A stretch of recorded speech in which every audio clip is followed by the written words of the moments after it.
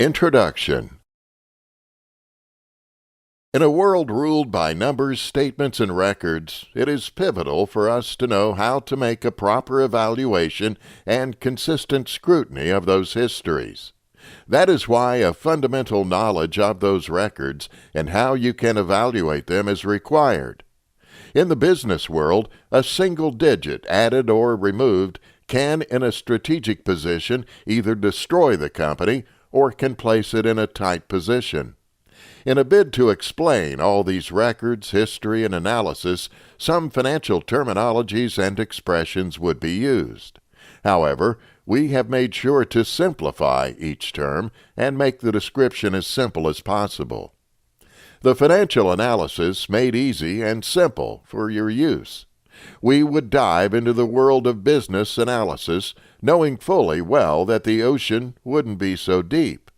This ultimate guide is meant for beginners and those who have little or no knowledge about business analysis. After digesting the contents here, you would be able to make smart financial decisions, engage in professional financial discourse, and even offer recommendations. You would understand when to make investments and when not to. I wouldn't just pour the knowledge of assets, liabilities, capital, ratios, or balance sheets in your head and leave you wondering with those facts swirling in your head. You would be able to connect the dots and understand the system. Business is basically a cohesive system of cash flows which are controlled by several decisions from analytical tools as well as other financial economic concepts. One thing I would ask of you. It is something I usually tell people. Have an open mind. Some concepts here might not go the way you think or expect them to because I am aware that you have some prior knowledge about business. However, when you open your mind, you would create that access for improved information. Chapter 1. What is financial analysis? In 1978, IBM became the most valuable company and was estimated at $105.8 billion. 5 years later, the company is estimated to be valued at $28.8 billion. No, that is not possible, right? How did this happen? The decline in value was pinned to a strategic error which was made by IBM earlier in 1980. We know that prior to 1981, IBM was the major player in the computer world because they were the primary suppliers of computers to government, universities, and businesses. During this time, computers were not accessible because they were very expensive. People were not able to afford computers. To solve this, 1981, IBM introduced a personal computer, IBM PC. And this release was quick to set that standard for other PCs. Despite this, IBM decided to leave the software development of PCs to other computer firms' cooperation instead of her to develop that unique disk operating system, DOS, for its computer. IBM decided to allow another small company located in Seattle to do the developing. That company is Microsoft. Founded by Bill Gates and Paul Allen in 1975, Gates envisioned that there would be a time computers would find their way into everyday life. This prediction was contrary to that of IBM. While IBM enjoyed her years of abundance from the mid-1980s even till the end, Microsoft was able to play that major role in the software market throughout that time, making them key players in the software market. They developed several operating systems, internets, networks, spreadsheets, and even word processors, making their stand in the software world solid. With so much we have said about Microsoft and her success, we are still forced to ask ourselves, how successful was this company at that time? You will only get an answer to that question if your definition of success is quite different from that of the business world. If you're looking at success in terms of number of employees, Microsoft just had 32 employees in 1981 when IBM decided to make use of Microsoft's DOS, but it grew to 50,500 employees on June 30th, 2002, that fiscal year. If you want to consider social impact, Microsoft donates millions of dollars every year to charitable causes like Special Olympics, Boys and Girls Club, etc. Furthermore, Microsoft has been able to support high schools throughout the country in efforts to synchronize technology into that existing curriculum. Furthermore, the company has been able to set up scholarship programs to spark up that flair for computer science and other related technical fields. Besides that, Bill Gates and his wife, Melinda, did start a foundation which is dedicated to primary health and education alone, which means that they have been able to contribute several $billion to different foundations in the country, outside the country, and in other continents like Africa.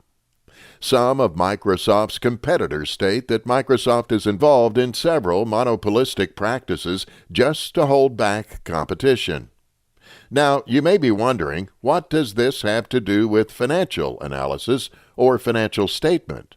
How does the story of Microsoft explain financial statement analysis?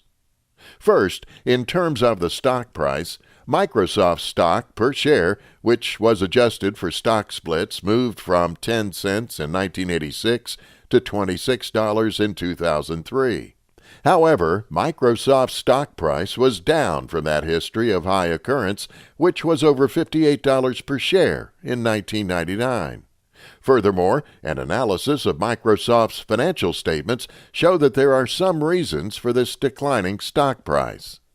Business is all about financial activities. For us to assess the financial status of any venture, there is a need for us to prepare certain statements, which are known as financial statements. Why do we have to prepare these statements? First, we need it for decision-making. In fact, financial statements are prepared for decision-making purposes. However, the information provided in financial statements may not be helpful when you need to draw a meaningful conclusion. View financial statements as a guide, and that is why we need proper analysis and interpretation of this financial statement. The financial analysis here involves ascertaining that significant relationship existing between different times of two financial statements with one another in such a way that deduction is drawn from both. Basically, financial statements are divided into two: profit and loss account or income statement, balance sheet or position statement. These statements are organized at the end of a given period. In fact, they are pointers of profitability as well as financial stability and soundness of the business. It is pivotal here that we state that financial analysis comprises of analysis and interpretation of financial statements. Furthermore, financial statements show that link or connection between the two financial statements, income statement and position statement. The analysis measures the strength as well as weaknesses of the company or firm. When you make financial analysis, you attempt the firm's efficiency and performance also. Therefore, the analysis and the interpretation of statements cannot be overemphasized. Furthermore, financial analysis is needed for us to be able to gauge the profitability, financial soundness, as well as prospects of the individual business units. Having said that, there is a need for us to understand the purposes of financial analysis. First, it is needed to measure profits. We all know that the main objective of any business enterprise is to make profits to get returns on the money invested. Therefore, the financial analysis would help us check if we are really doing this. It would be required for us to know if we are truly earning some money or not, so that we would know if the business is worth our time and money. Also, financial capacity helps to know the capacity of payment of interest as well as dividend. Next, financial statements point the trend of achievements and failures of a firm. What most people do is that they compare the financial statement of the previous years to that of the current year. The trend of purchases, sales, expenses, gross profits, and net profit also can be monitored through financial analysis. Furthermore, you can also compare the value of assets and liabilities of the company. This would help you to predict the business prospect. Financial statements are also needed to evaluate the potential of the business. The trend which we have mentioned above and other business would provide enough information showing the growth potential of the enterprise. Furthermore, another purpose of financial statement analysis is to assist the manager in making that comparative study of how companies which are offering similar services cope. These analysis or a comparison would help the management know their position with respect to sales, expenses, profitability, and capital utilization. We cannot talk about the financial statement and financial statement analysis without mentioning that they help to assess the overall financial strength of the enterprise. Furthermore, the financial analysis would also assist us in taking several decisions. Maybe we need to add more funds to buy new machines as well as equipment. Financial statements analysis is also required for assessing how much has been gotten or received from external sources. Lastly, financial analysis is needed to be able to assess the solvency of the firm. The tools which are used to make this analysis would indicate if the company has enough funds to meet short-term and long-term liability goals or not. We have been able to talk about the purpose of financial analysis. However, it is pivotal that we mention the parties interested in this document. Financial statements have become very important because of the widespread interest of different parties in the financial result of the business unit. Parties interested in financial statements analysis are management. The management of any business organization is very much interested in the financial position as well as the performance of the enterprise as a single institute and its different divisions also. Furthermore, the financial analysis would also help the enterprise in budget preparation and individual assessment of various departments or sectional heads. Investors. Any individual who is interested in the well-being of a business would want to know about the financial statement analysis. And investors, shareholders, or proprietors want to know if they would receive a lot of gain from the business. They also want to understand the earning capacity of the business and its growth prospects in the future. Lenders. Individuals or establishments which lend money to businesses, like debenture holders or suppliers of loans and lease, would also want to know if their money can be repaid. And there is no other way to understand the state of the enterprise without involving financial statements and analysis. They are also involved in the solvency position of the enterprise. Suppliers and trade creditors. These individuals care more about the solvency risk of the business, which is the ability the firm must pay off their debts when it is due, because no one wants to run on losses. Suppliers, trade creditors, and lenders share similar interest. Trade unions.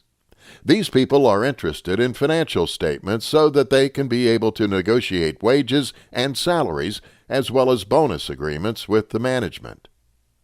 Tax authorities. Financial statements are needed to determine tax liability to the tax authorities that would need this information.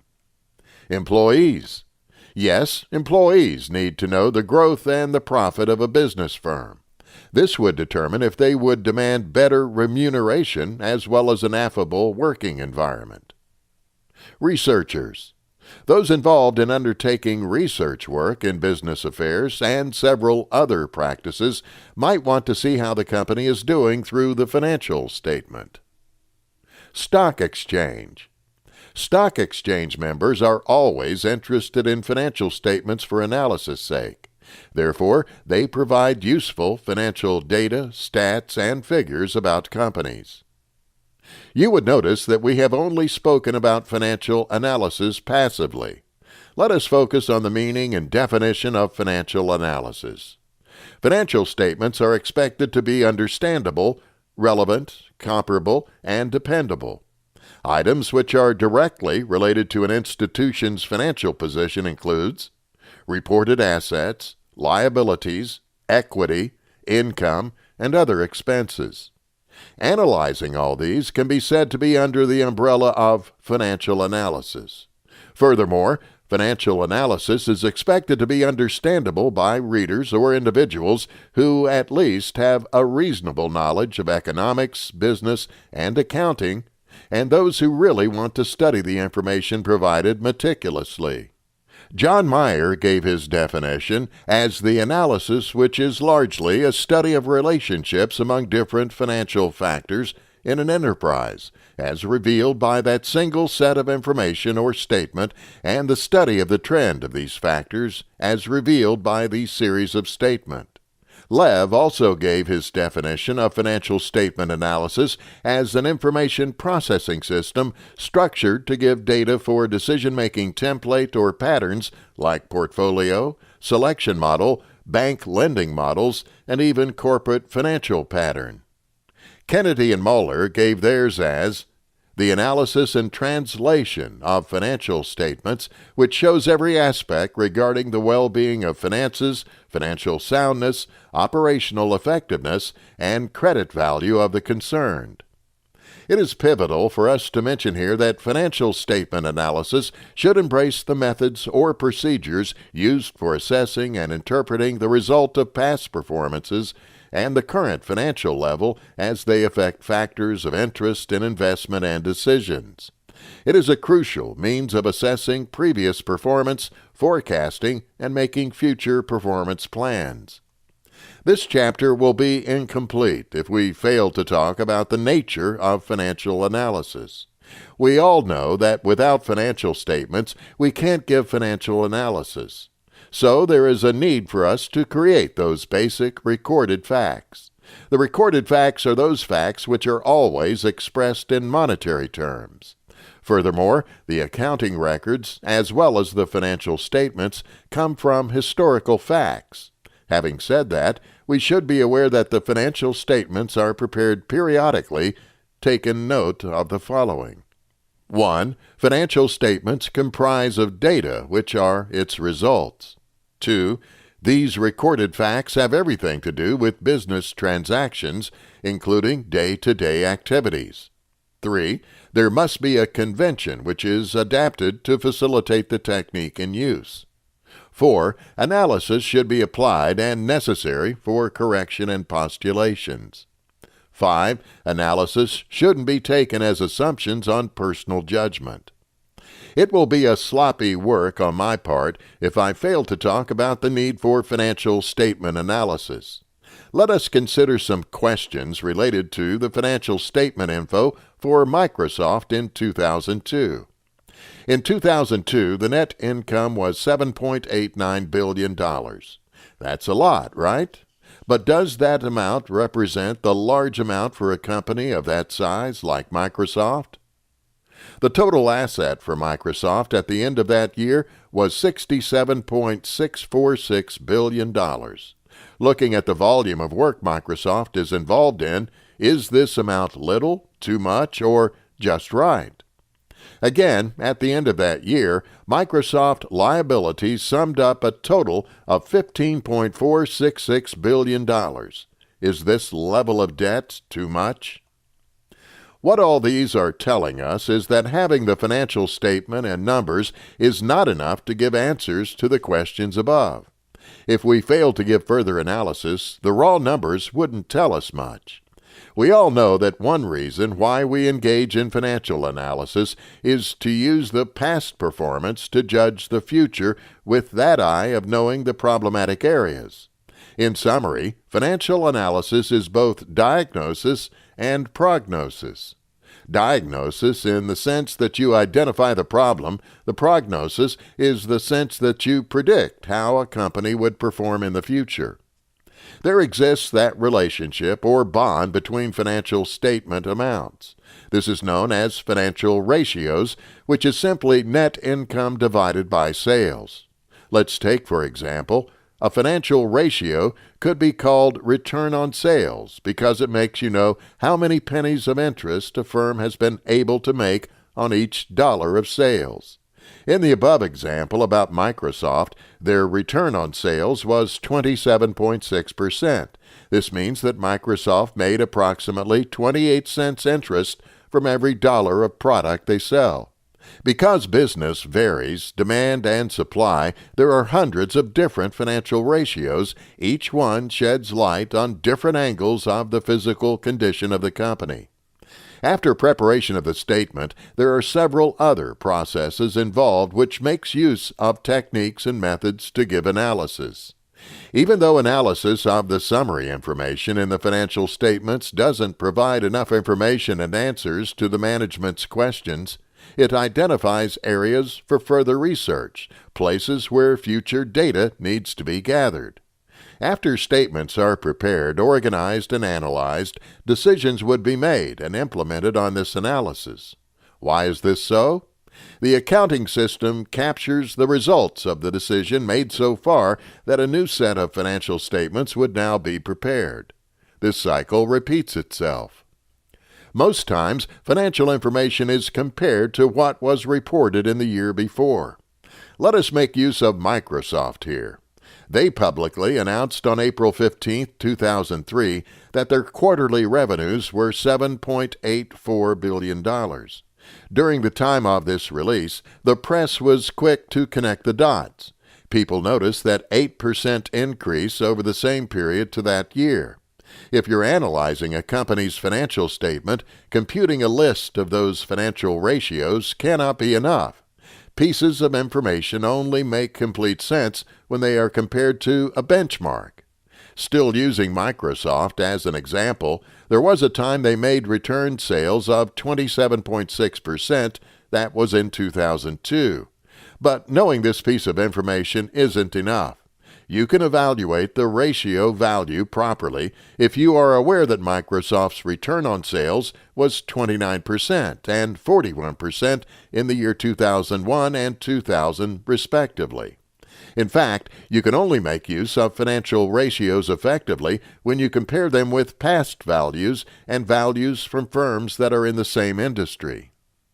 We did talk about financial statement helping stockbrokers, but we didn't mention if it can help you win in the stock market. One good quality of an efficient market is one in which information reflects rapidly on the number of prices.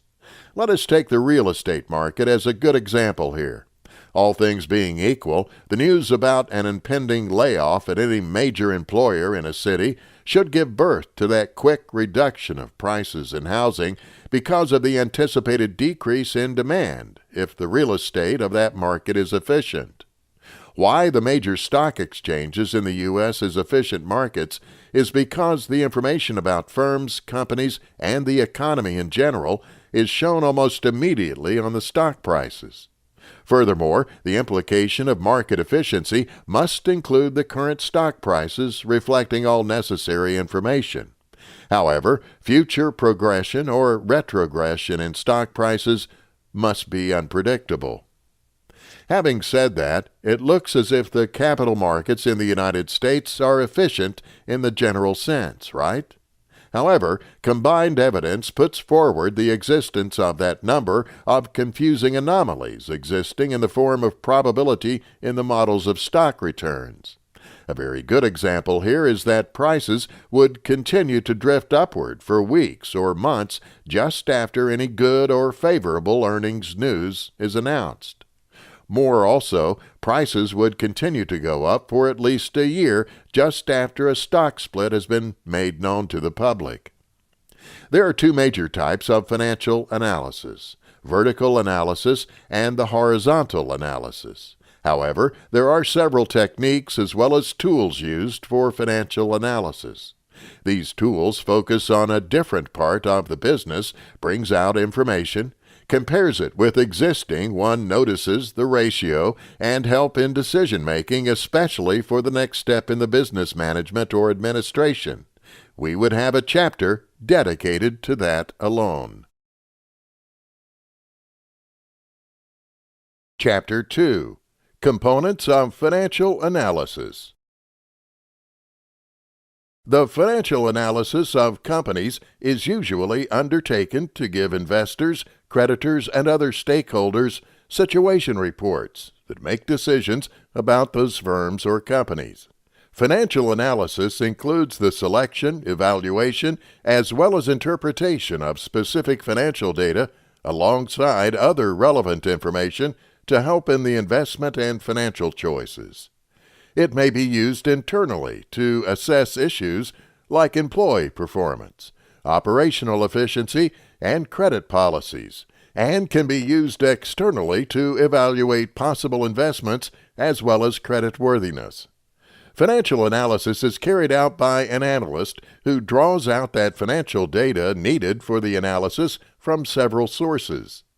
However, the primary source of this data is provided by the company itself in her annual report and other non-disclosed statements.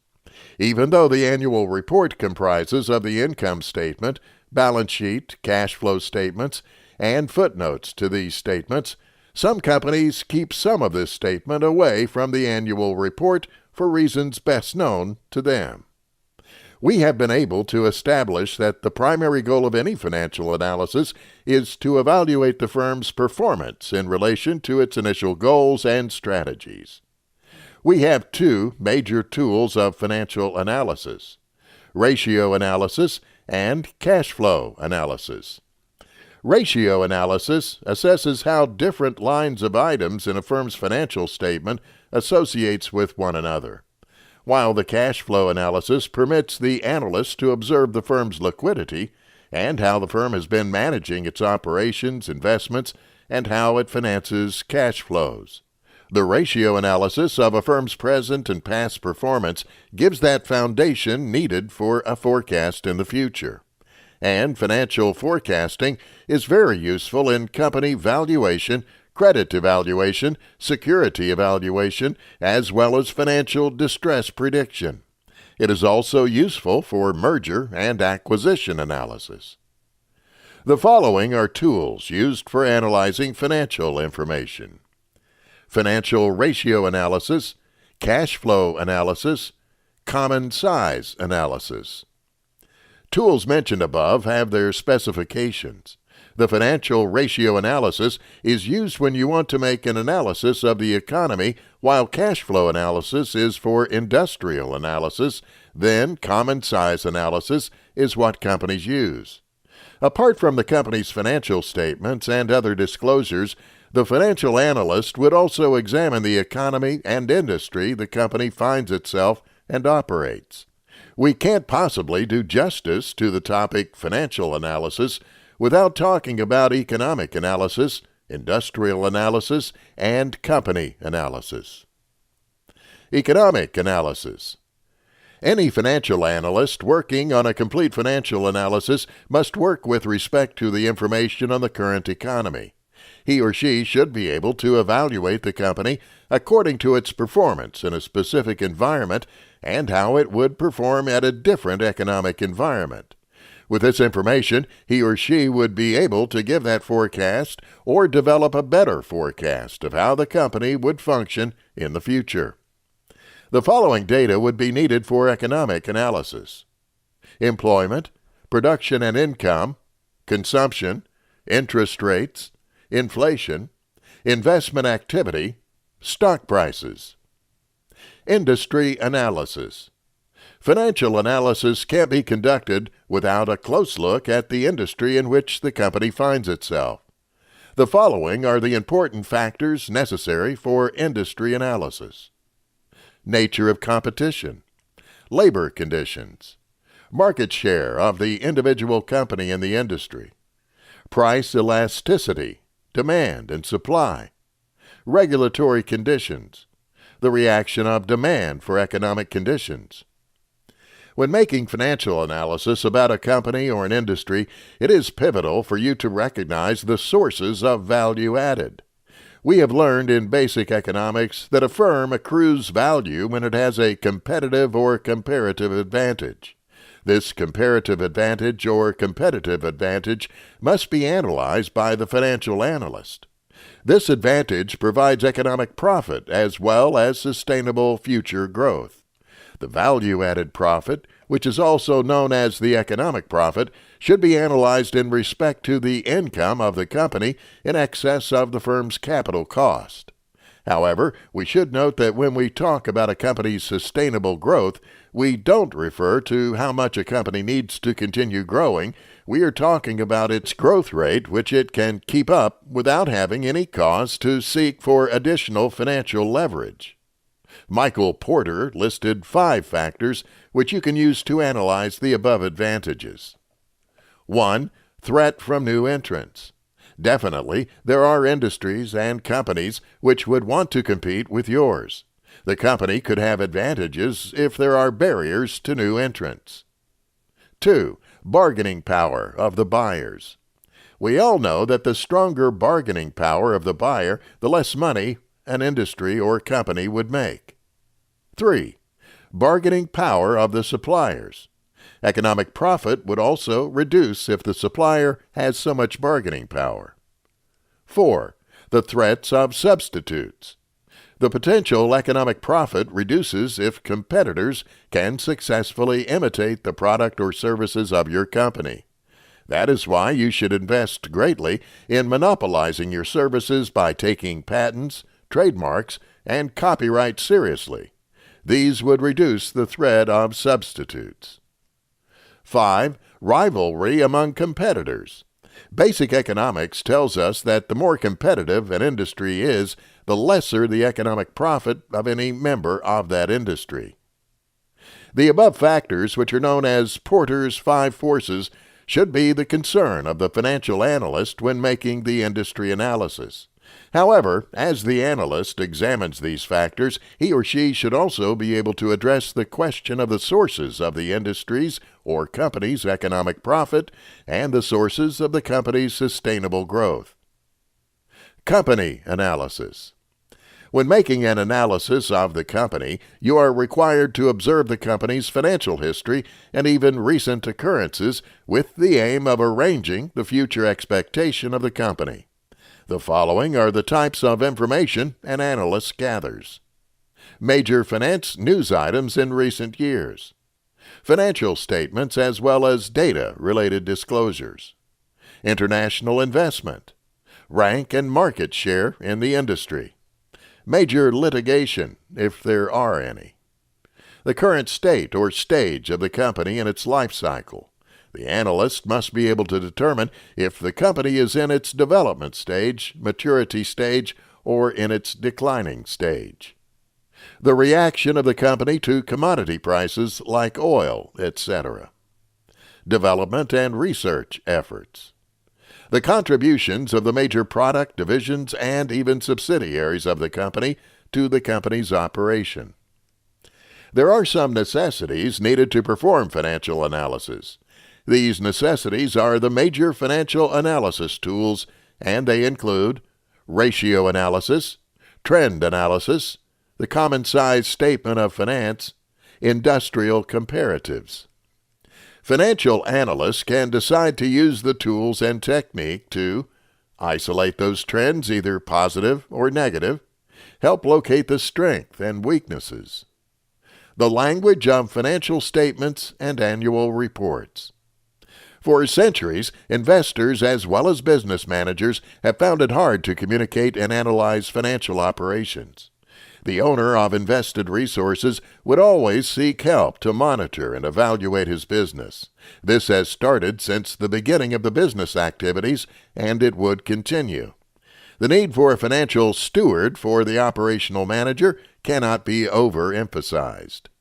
The language of business accounting is that vehicle of communication of financial information about a company, industry, or firm. Not everyone understands this language.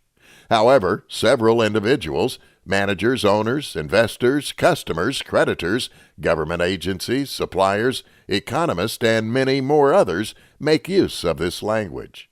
They have different uses when it comes to financial information and statements.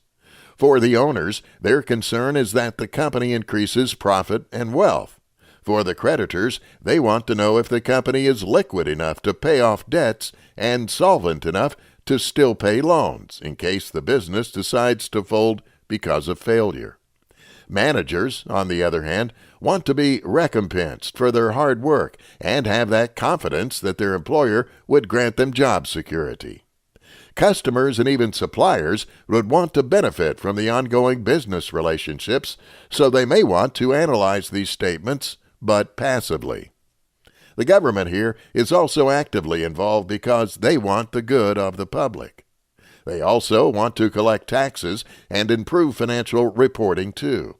If adequate accounting information is provided, stakeholders will benefit and achieve their objectives. Accounting is a system that is ever-changing. All parties having stakes in the economic environment would require that knowledge to understand financial reports and continually press for improvements in this information. Financial statements wouldn't tell us everything. The financial statements provide us with a lot of information about a company, firm, or industry, but they don't tell us everything we need to know. We've heard and seen of financial scams in the past, and these have brought our attention to things that the statements hide from us. To be specific enough, the attention has shifted to a company's off-balance sheet liabilities. The off-balance sheet is tricky because it is a method companies use for finances. It is tricky because debts wouldn't show on the balance sheet report. The good news is that there has been a significant improvement in the accounting principles in recent years, which brings tricky principles like the off-balance sheet liabilities to a note in the accounts or disclosures. This means that no one can play on the intelligence of anyone by preparing off-balance sheet anymore. There are several things to watch in a financial disclosure, especially when you are making an analysis of that financial statement. 1. In the financial statements, you should observe the following. Observe the auditor's report. Is he or she a qualified auditor? The lack of concern and qualification is the death knell of many companies. Check the write-off or the write-down of assets. How does this affect future earnings? Observe the write-down of inventory. If it is written down, what does it mean? How does this help future decisions? What would it do to your future earnings when the goods are being sold? 2. When going through the footnotes, you should look for the following. The adoption of the new accounting standard before the company is expected to adopt it. The reducing in line of credit. Shifting of receivables to constitute subsidiary. Differences or changes in depreciation lives and salvage values or process in changing depreciation. The contingent liabilities as well as provisions of norms. Variation in assumptions for employee welfare. The transaction between related parties, too. 3. If you want to compare year-to-year changes and overall trends, you should look for the following. Variation in accounting methods. Growth in allowance valuation. Substantial proliferation in deferred revenue. If the cash flow from the operations is increasing or reducing at a rate that is different from the net income. You should also check the falling reserves for bad debts and the accounts receivable. Knowing the components of financial analysis would help you in making an actual financial analysis of statements. Chapter 3. Financial Statement Analysis. The AICPA, American Institute of Certified Public Accountants, tells us that financial statements show that perfect combination of the recorded facts, accounting methods, and principles plus personal judgments. Furthermore, Smith and Ashbourne did tell us that financial statements are the end products of financial accounting made available by the accountant of a firm or enterprise, and its result is represented by that financial position and analysis of the work which has been done with the interest. There are several components of financial statements, some of which are: 1. The income statement shows the financial result and profits of a business. 2. The statement of retained earnings, which shows the specific money set aside for future use or for a project, and the allocation of earnings. 3. The balance sheet shows that the financial position of the business at that point in time, and it represents the proprietor's fund as well as liabilities to outsiders. The balance sheet also shows investment present in all assets. 4. Lastly, the statement of changes in that financial spot which shows the progress of the working capital or the cash. It also shows us the financial position so that we can have an ideal understanding of the business state. Therefore, financial statements are organized for submission over a specific period, and they are subject to review by the management and other concerned bodies. They help the management deal with the state of investments in the business as well as the result achieved by the business during that specific period of review.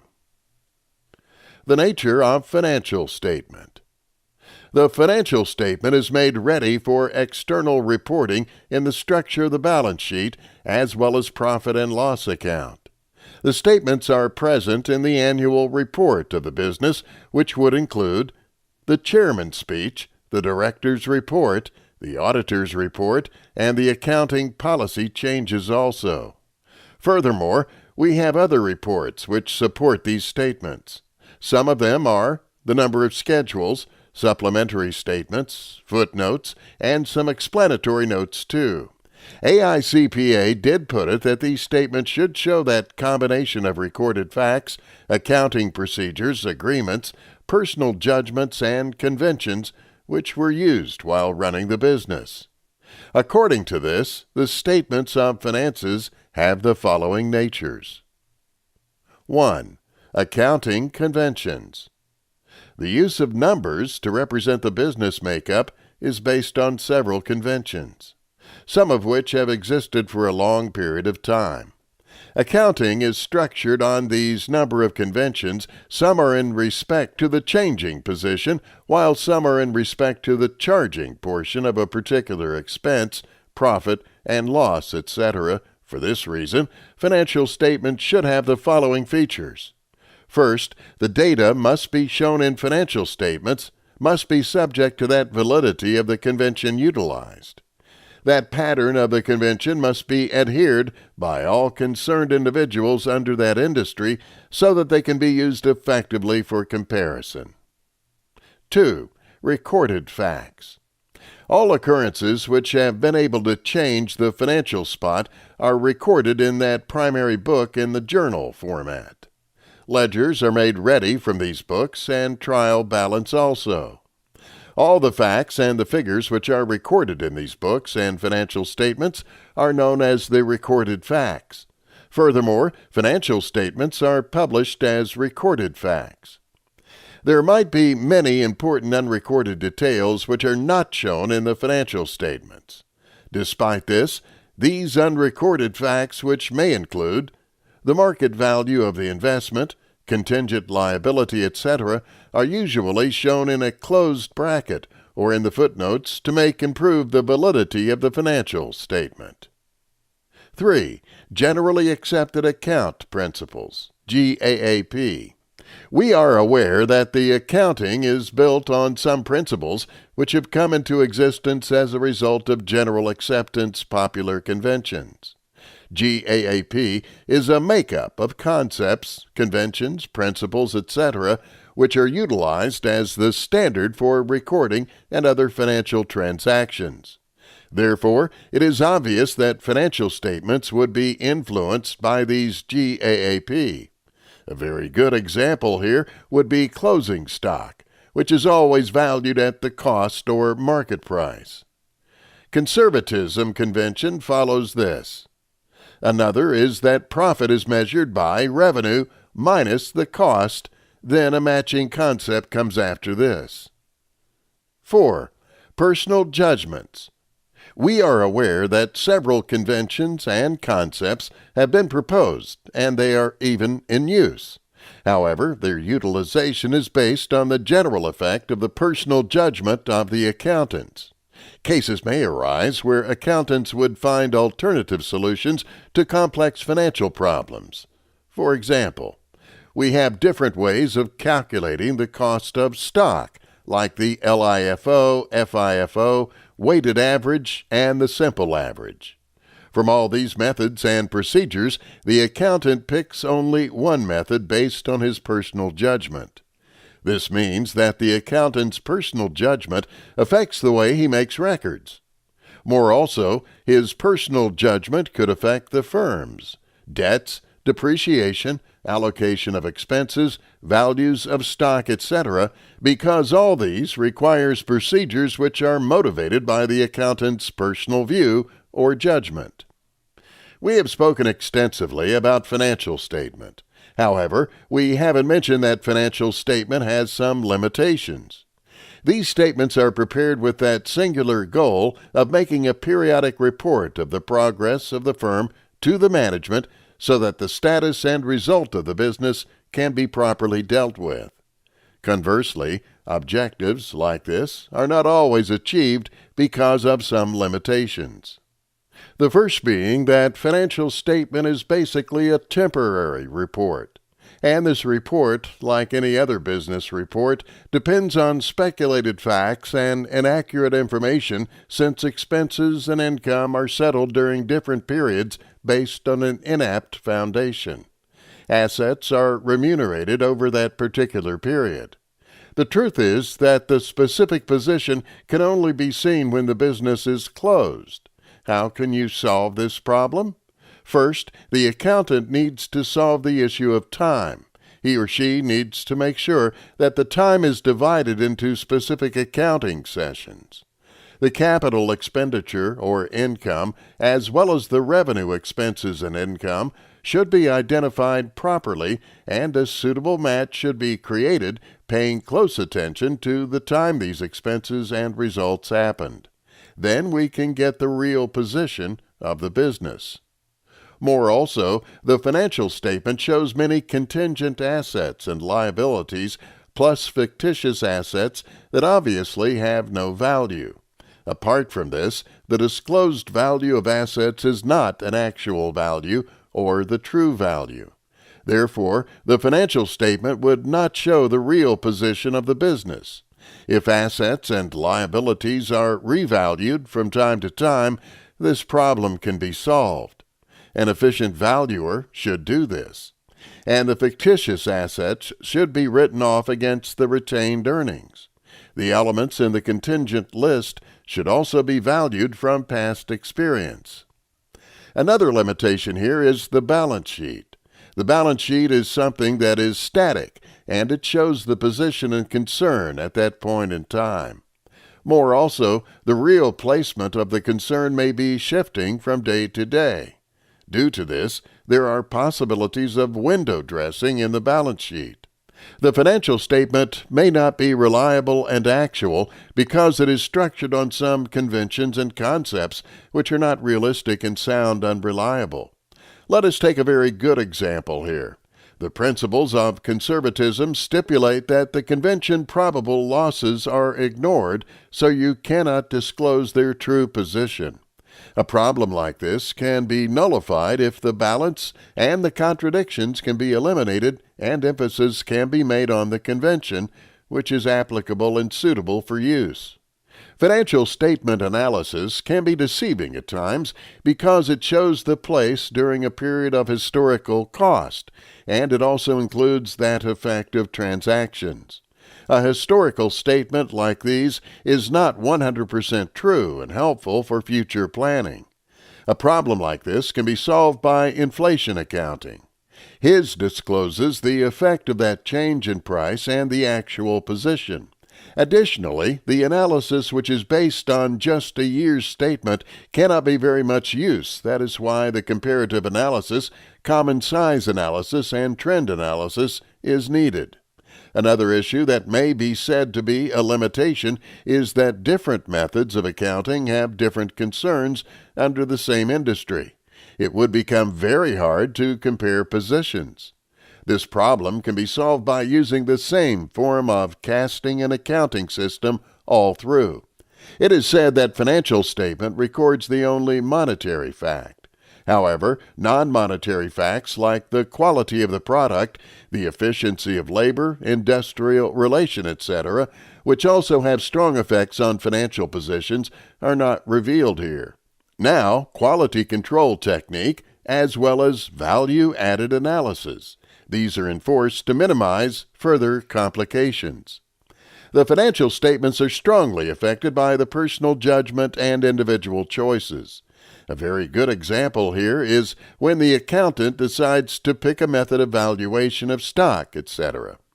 The soundness of this judgment would rely on the accountant's competence. This problem can be solved by making use of the guidelines of accounting standard, which obviously helps in comparative analysis. Lastly, the most important asset of the business would always be human resources, except in a few cases now. However, this is not shown in the balance sheet. Therefore, we have a big problem where the financial statement cannot show that real strength of the business, considering the quality and quantity of the most basic assets.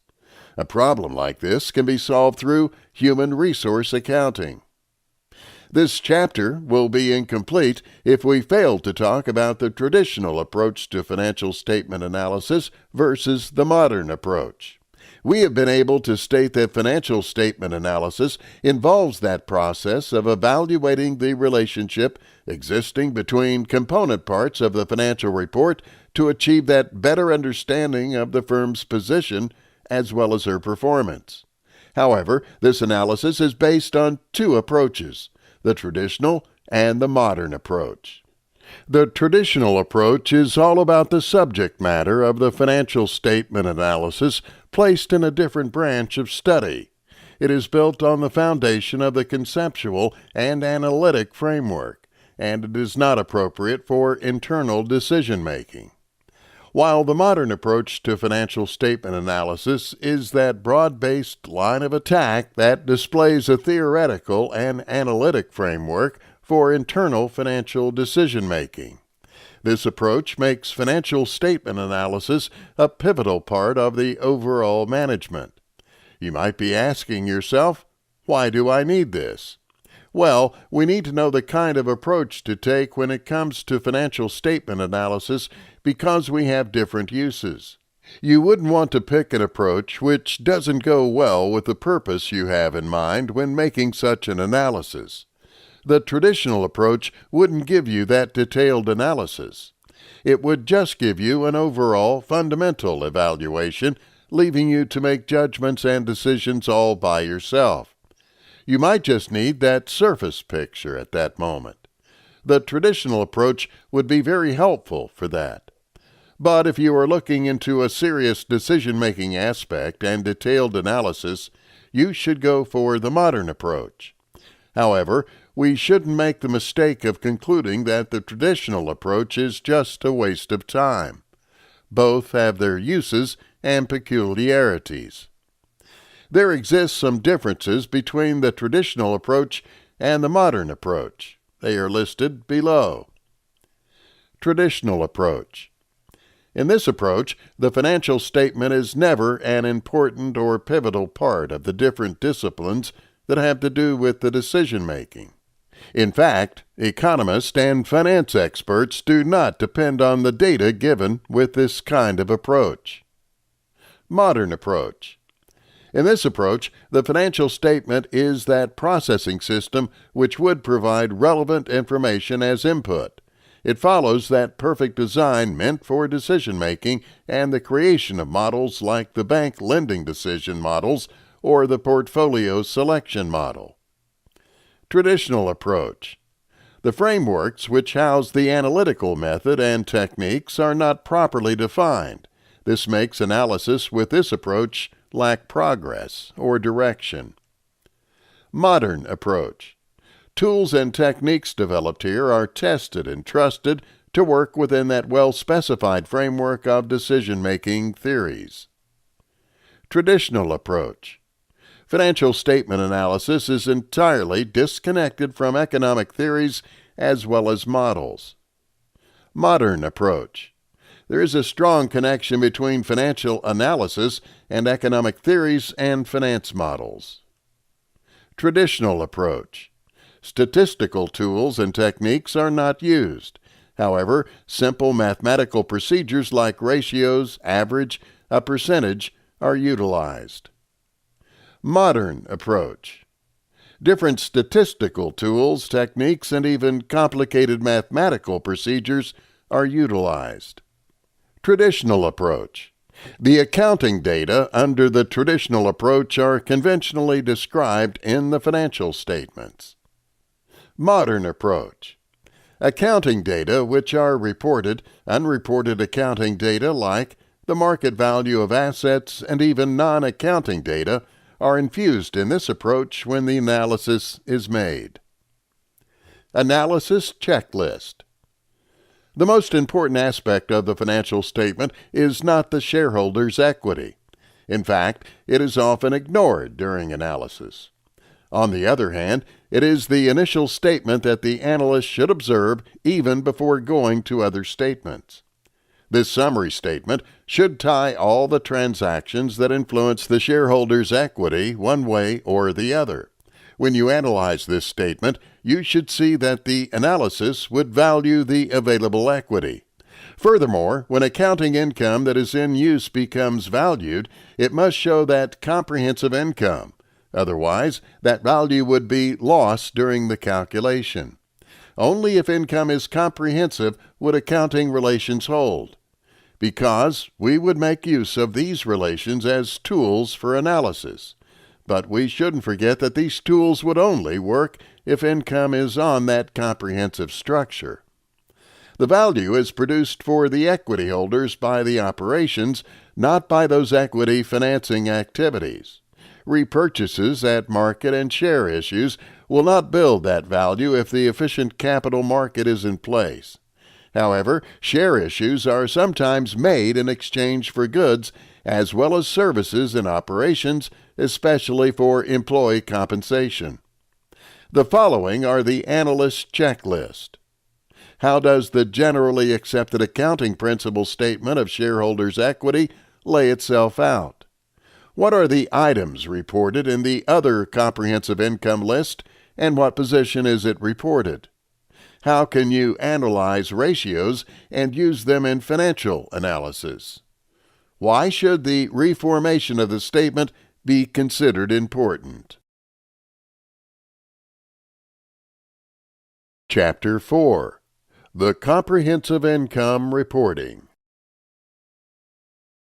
The comprehensive income reporting tries to measure the sum of the total of all operating and those financial events which have changed the value of the owner's interest in the enterprise. The comprehensive income reporting is measured on that per-share basis needed to capture those effects of the dilution and other available options. It is also eliminating the effect of the equity of transaction, and the owner would be indifferent due to the dividend payments as well as share buybacks plus share issues at that market value. The comprehensive income is calculated by reconciling the recorded value per share from the very beginning of the period to the end of that period. Furthermore, the total comprehensive income is always that change in equity during that period resulting from the transactions, and even other events which may cause changes resulting from transactions with shareholders in their capacity as owners. The total comprehensive income reporting is made up of all components of the profit or loss and other comprehensive revenue. Reclassification, adjustments, and other items are constituents of the comprehensive income. They would include profit and loss, which are needed or permitted by other income assessment. The reclassification, as well as adjustments, are those quantities separated into profit or loss in the current period that would be recognized in other comprehensive income from that current or previous times. Other comprehensive income may include the following components. A. The changes that are happening during the revaluation surplus. B. actual gains and losses from those defined benefit plans and other acknowledged accordance with some employee benefits. C. Profit or losses on remeasuring available for those sale financial assets are also required. D. The profit and losses got from the translation of the financial statements involving foreign operation and other effects of foreign exchange rates. E. The influence of portion profit and losses on the hedging instruments present in the cash flow hedge. The gain or loss is that total income fewer expenses, removing the constituents of other comprehensive revenue. Furthermore, an entity may decide to show other components of other comprehensive income, which may include A. The net of related tax effects, B. Or before the tax effects affect the amount displayed for that aggregate quality of revenue tax involving these components. Below is an example of a firm's comprehensive income for the year ended 31st December. Revenue, 2014, $6,500,000, 2013, $5,900,000. Cost of sales, $4,200,000, $3,700,000. Distribution costs, $10,000, $25,000. Administrative expenses, $25,000, $35,000. Finance costs, $72,000, $67,000. Profit before tax, $1,230,000, $93,000. Income tax expense, $26,000, $17,000. Profit for the year, $97,000, $76,000. Other comprehensive income. Exchange differences on translating foreign operations net of tax, $12,000, $17,000. Change in the fair value of hedging instruments net of tax, $3,000, $4,000. Reclassified losses on hedging instrument to profit or loss, $1,000, $8,000. Other comprehensive income for the year net of tax, $8,000, $21,000. Total comprehensive income for the year, $1,005,000, $55,000. Chapter 5. The Balance Sheet. The balance sheet is made ready as of stipulated date. It records the section and the volume of assets utilized by the business. This includes the resources committed as well as the offsetting liabilities given to lenders and owners, especially the funds obtainable.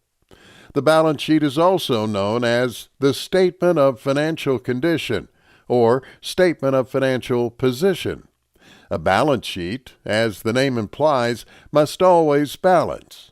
This means that recorded value of the entire assets put into the business at any point in time must correspond precisely by those recorded liabilities, and the owner's equity making a claim to these assets must be in check. Liabilities are those identified obligations which signify claims against the assets of the enterprise, positioning itself above owners in the repayment priority. Contrastively, the specified shareholder's equity in effect shows that residual claim of the proprietors on the assets left after all the liabilities have been removed. There are several major categories of assets or resources committed. Some of them are the current assets.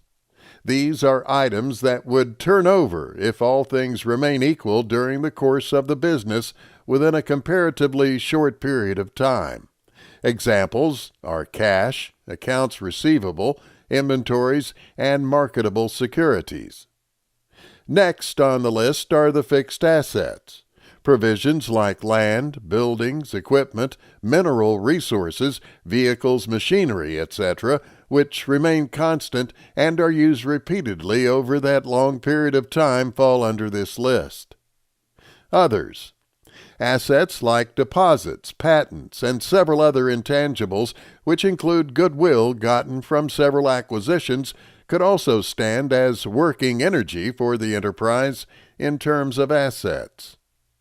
Below is the list of major sources of funds gotten. Current liabilities. These are obligations to vendors, employees, lenders, and even tax authorities, which are due within 1 year or even less. We also have long-term liabilities. These are varieties of debt instruments which can be reimbursed within a year. Examples are loans, mortgages, loans, and bonds. Owners' and shareholders' equity.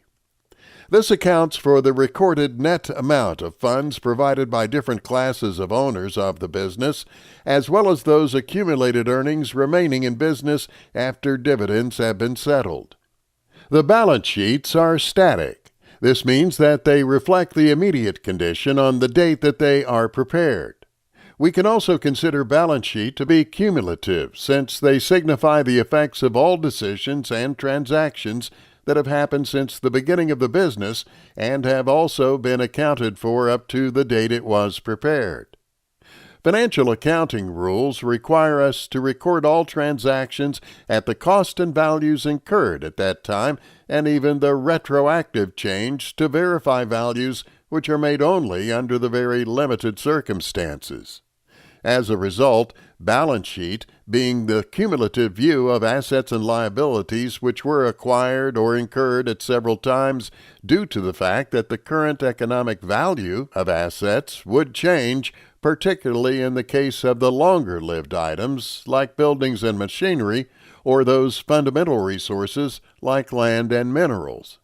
Furthermore, the cost stipulated on the balance sheet would not possibly show the true economic values. On the other hand, the changes which appear in the value of the currency where the transactions are recorded can, over time, alter the balance sheet. At the end of the day, the recorded book value of the owner's equity must be influenced by all the value differentials. Generally, we have a divergence between residual accounting value and the current economic value of the business, as shown in share amounts or in the valuation of acquired assets.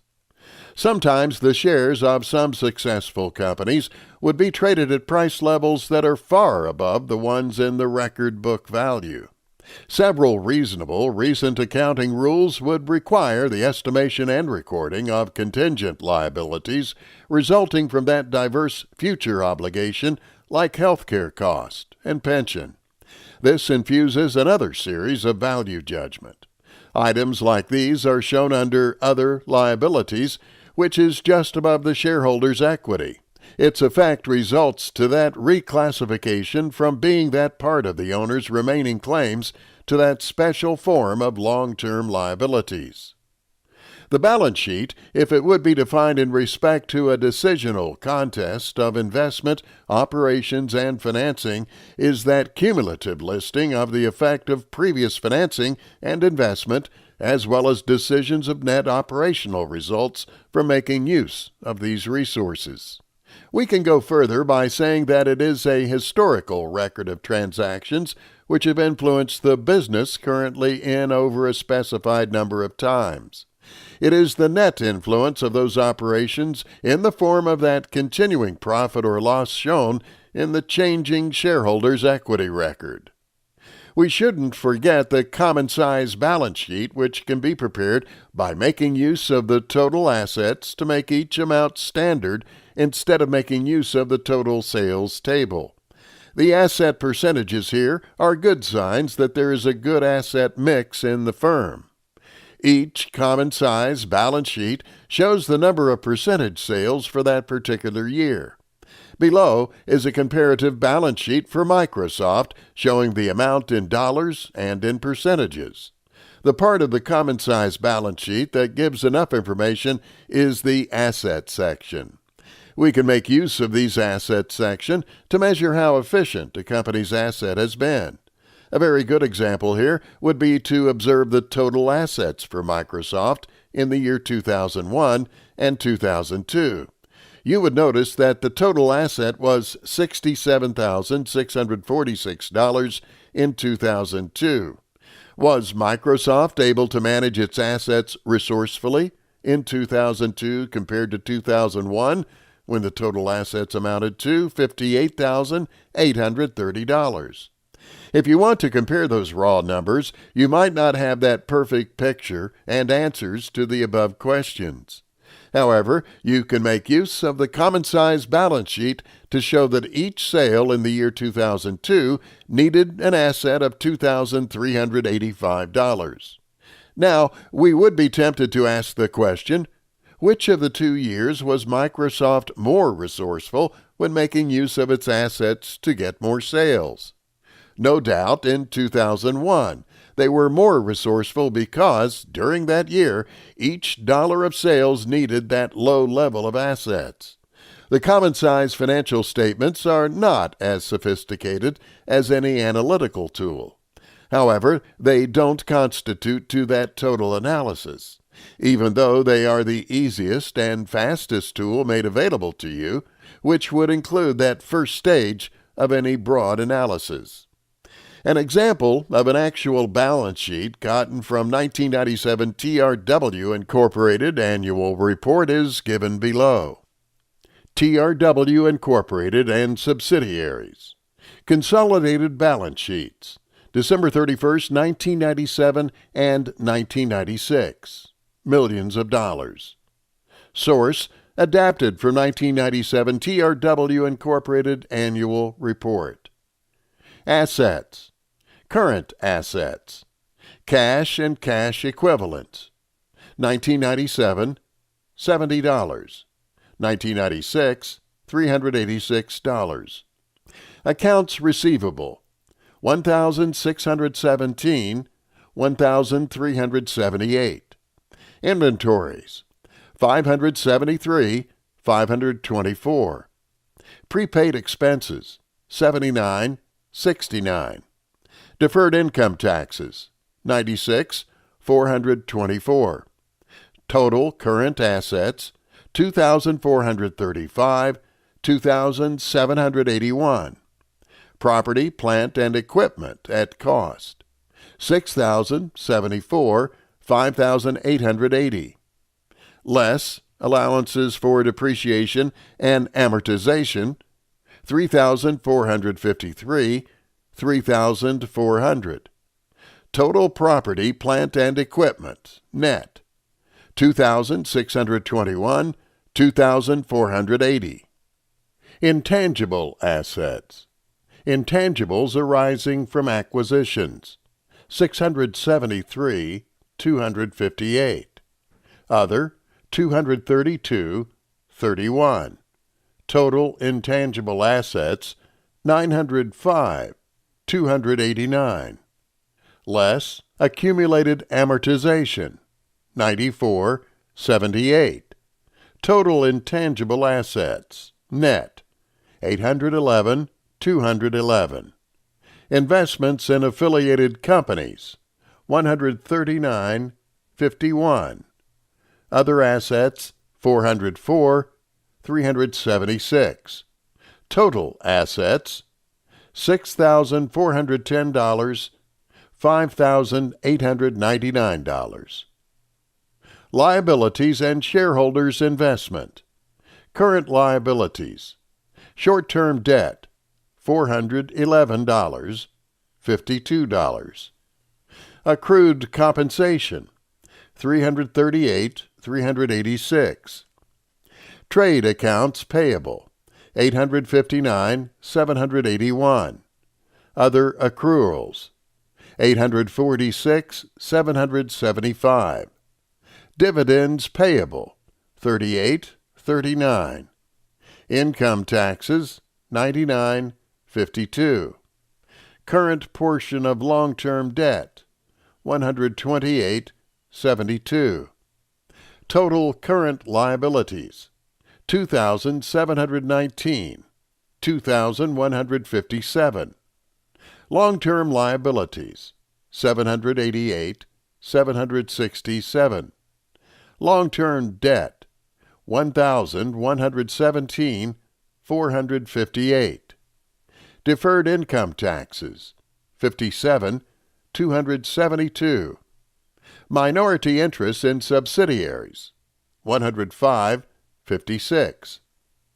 Shareholders' investment, Cereal Preference Stock 2, 1, 1. Common Stock, 78,80. Other Capital, 462,437.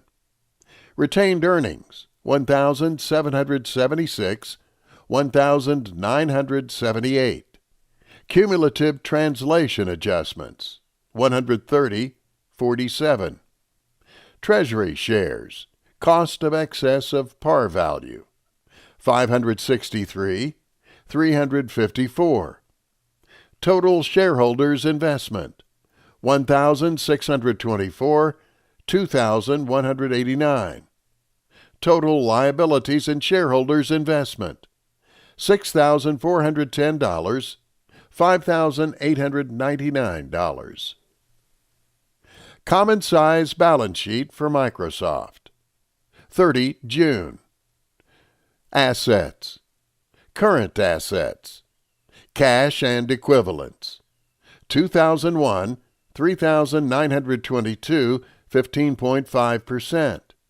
2002, 3,016, 10.6%. Short-term investments, 27,678, 109.4%. 35,636, 125.6%. Total cash and short-term investments, 31,600, 124.9%. 38,652, 136.3%. Accounts receivable, net, 3,671, 14.5%. 5,129, 18.1%. Inventories, 83.3%. 673, 2.4%.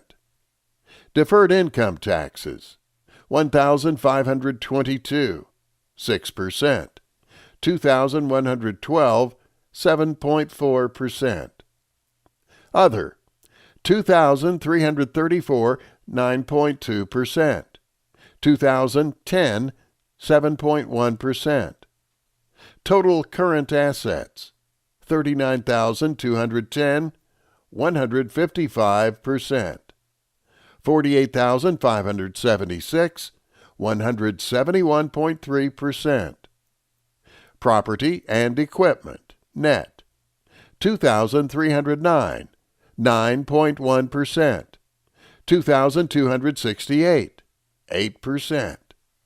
Equity and other investments, 14,361, 56.8%. 14,191, 50%.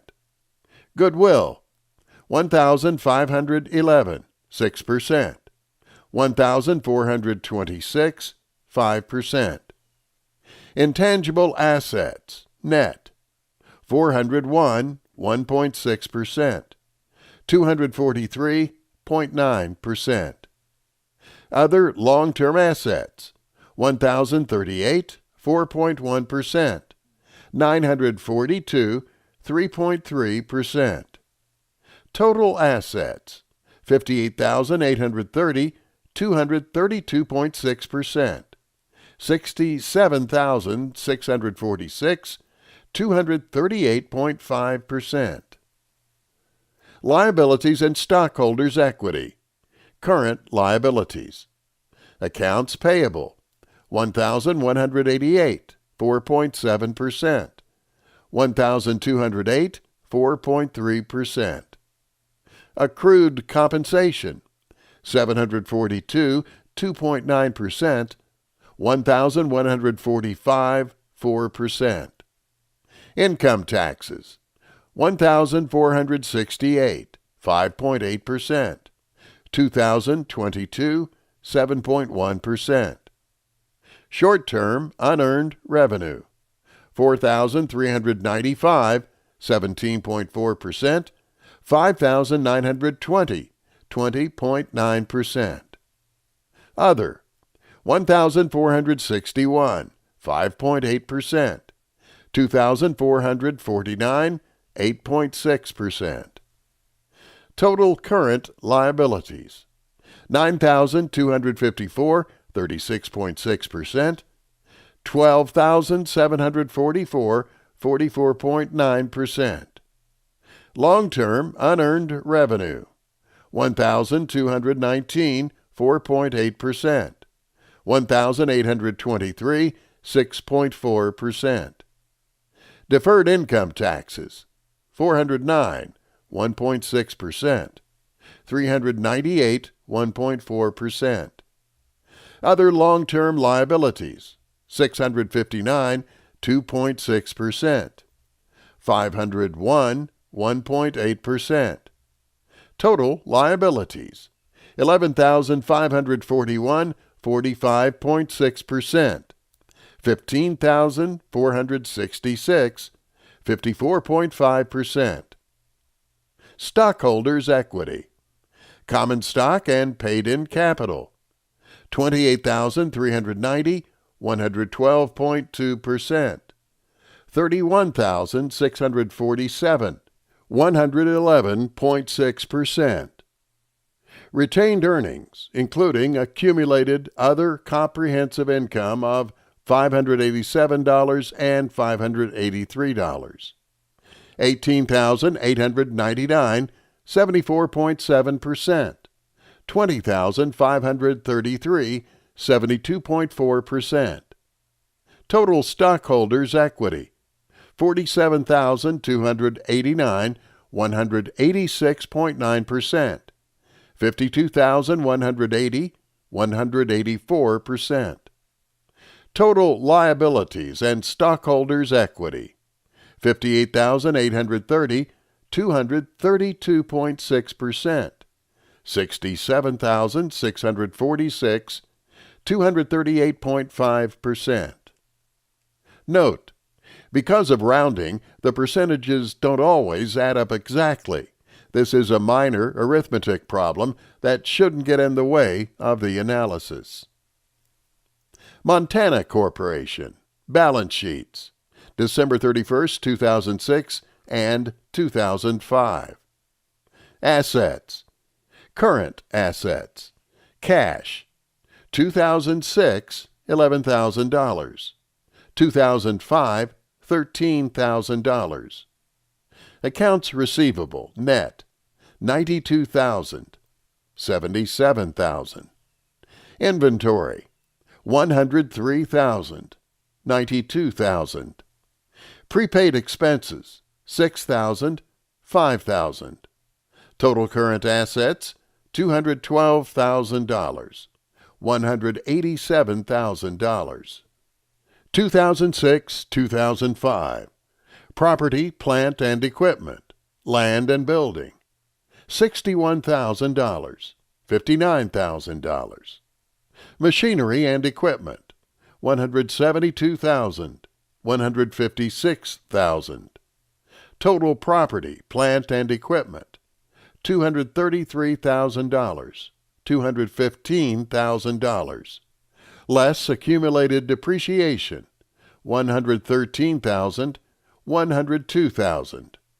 Net property, plant, and equipment, $120,000, $113,000. Other assets, $8,000, $7,000. Total assets, $340,000, $307,000.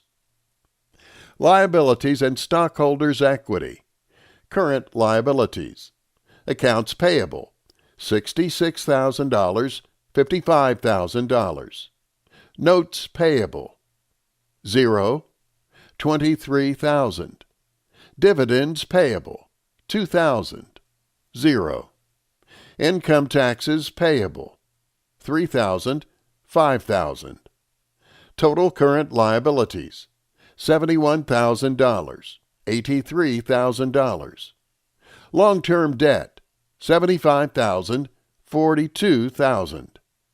Total liabilities, $146,000, $125,000.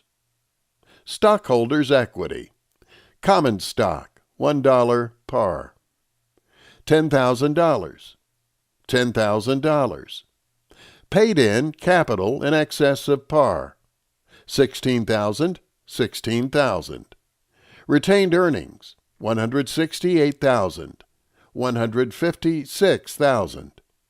Total stockholders' equity, $194,000, $182,000.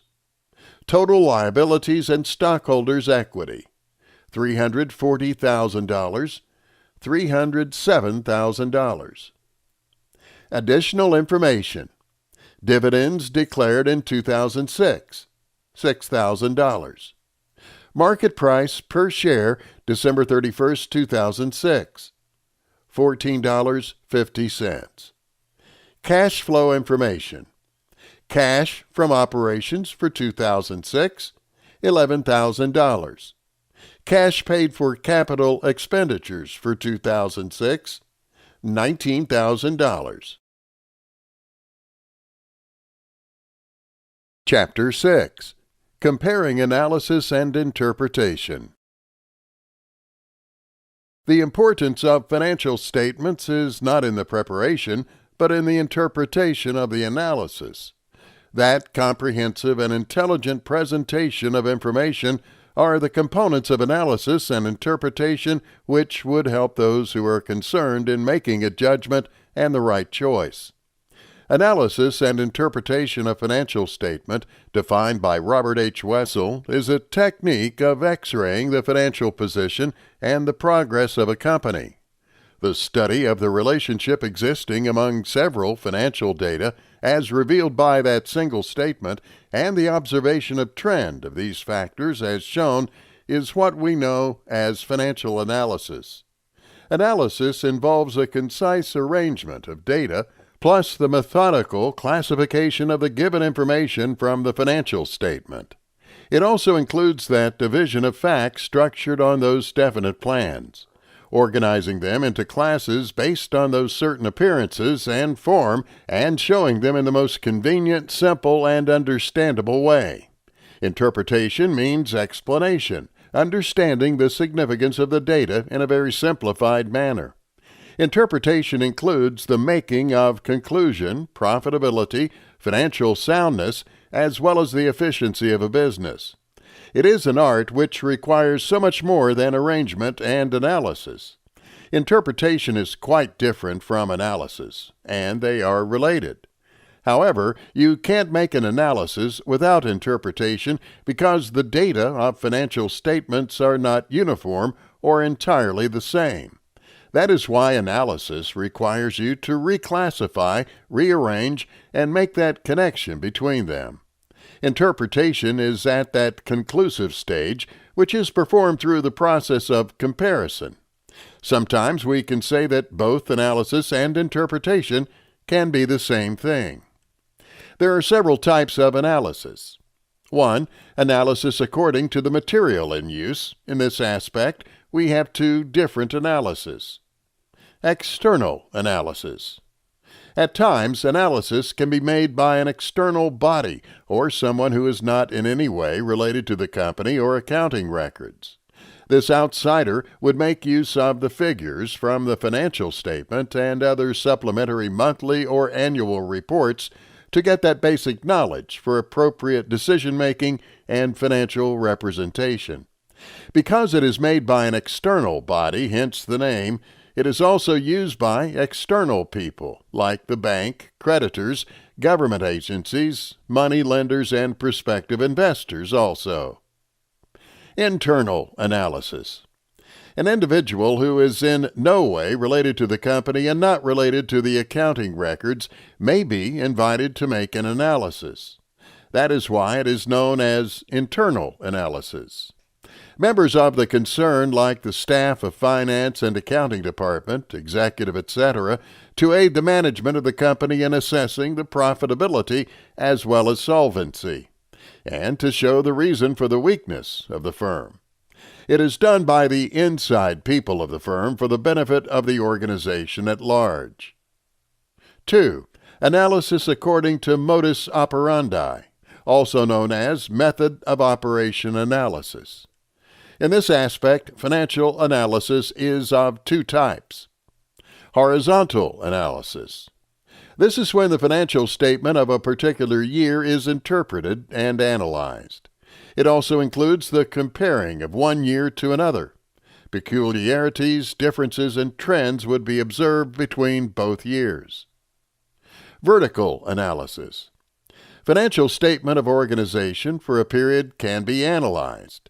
It is known as vertical analysis. This kind of analysis is very useful for inter-firm study and comparison. 3. Analysis according to objectives. Financial statement analysis could be long-term or short-term. This is according to the objective of the firm at that moment. The long-term analysis. Long-term financial solvency, profitability, and solvency are studied under this. This analysis would help the management determine if the firm can run those long-term goals and still survive. This analysis helps in long-term financial planning. Short-term analysis. The short-term analysis is used to observe the current financial solvency, profitability, and concern of the business. Analysis like this would help the management and other bodies concerned to know if the firm would have enough funds to meet its short-term requirement. It also helps in making a working capital analysis. We have spoken about the type of analysis, and we have also been able to touch the limitations of financial statement analysis. However, there is a need for us to understand the role of financial statements in exhibiting the true and fair view. We would like to know what is meant to be true and fair view, even before we think of saying that published accounts don't present that true and fair view. According to the Company Act, 2013, Section 129, the true and fair view is that presentation of assets and liabilities correctly and accurately in lieu with the logic of the balance sheet, which is expected to present that profit and loss after the precise representation of profit and loss and after that true matching of the correct revenue and correct expenses existing in the profit and loss account. Furthermore, the financial statements of any company should be able to show the true and fair view when the conditions listed below are satisfied. All income and expenses during that period of accounting should not be left out. They should be included, and all related expenses should be matched appropriately against those revenues. More also, there shouldn't be any secret reversal. When presenting the information, general principles and conventions should be followed all through. There shouldn't be any room for window dressing. This means that no matter what, there shouldn't be any reason for you to show any other position by inflating the value of assets or by restraining the liabilities. That all material facts, unusual and exceptional items should be disclosed. Current assets should be valued at the cost market price, while fixed assets should be valued at the cost less depreciation. There are arguments against the notion that analysis exhibits a true and fair view. First, financial statements may fail to show the quality of the facts and the features present in them. Qualities like obsolescence of stock, the managerial ability, discipline, efficiency of the workers, and even the interrelation among workers. All these affect the proper functioning of the company and the account one way or the other, and they are not disclosed through these accounts or statements. Furthermore, the fixed assets are always recorded at a historic cost, not in the current market price. This means that the assets revealed in the balance sheet would not show true values. More also, assets and liabilities that are shown at those acquired prices are recorded in the balance sheet under the acquisition cost. The current assets would be recorded at market value, and the liabilities would be recorded at the committed amount.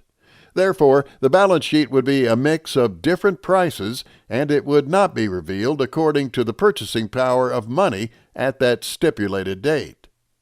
Fictitious assets obviously fail to have any utility, but they can be recorded in the balance sheet. The true and fair view cannot be revealed like this. In fact, many other items like the estimation of provision for bad debt, valuation of stock, etc., are always based on assumption, estimation, or the discretion of the accountant and not real facts from the company. Since costs are measured at historic value and revenues are gauged according to separate units, the profit and loss account would not present the true and fair value or view. Conclusively, the financial statement fails to disclose non-monetary information, and it pays no attention to the price changes. However, financial statements could exhibit the true and fair view if the following conditions are met. The balance sheet should always show that assets are equal to total liabilities on both sides and even outside at any point in time. Monetary and non-monetary items should be in the same unit, and they should be expressed quantitatively and qualitatively. In fact, all items should be shown in terms of money and should be subjected to the comparison of purpose. Businesses always assume continuity, so that adjustment for outstanding, advanced, and accrual must be put into consideration and considered because published account is obviously prepared with respect to these changes. Common size financial statements. You can make use of the common size financial statements when you want to perform comparison across several years and between companies. Most times, financial statement analysis are wrongly viewed as a bunch or a compilation of financial ratios and reports. However, the shotgun approach fails to lead us to any tangible conclusion. In this section, we are going to discuss common-size financial statements, how they can be prepared, and how you can make use of them at the comprehensive stage. The initial problem encountered when comparative data is in use to analyze financial statement is the problem of scale and sizes. A firm would have more sales in a year than in previous years. This leads to expansion, and a larger company would have levels of expenses and assets that are very meaningful compared to the levels of the previous one. Furthermore, a company can be of medium size in an industry, and its financial statements cannot be compared to that of larger firms. The easiest and quickest solution to making this comparison is to divide all the financial statement numbers for that given year by the number of sales which have taken place that year. What you get from doing this is known as the common size financial statements with all amounts for that given year.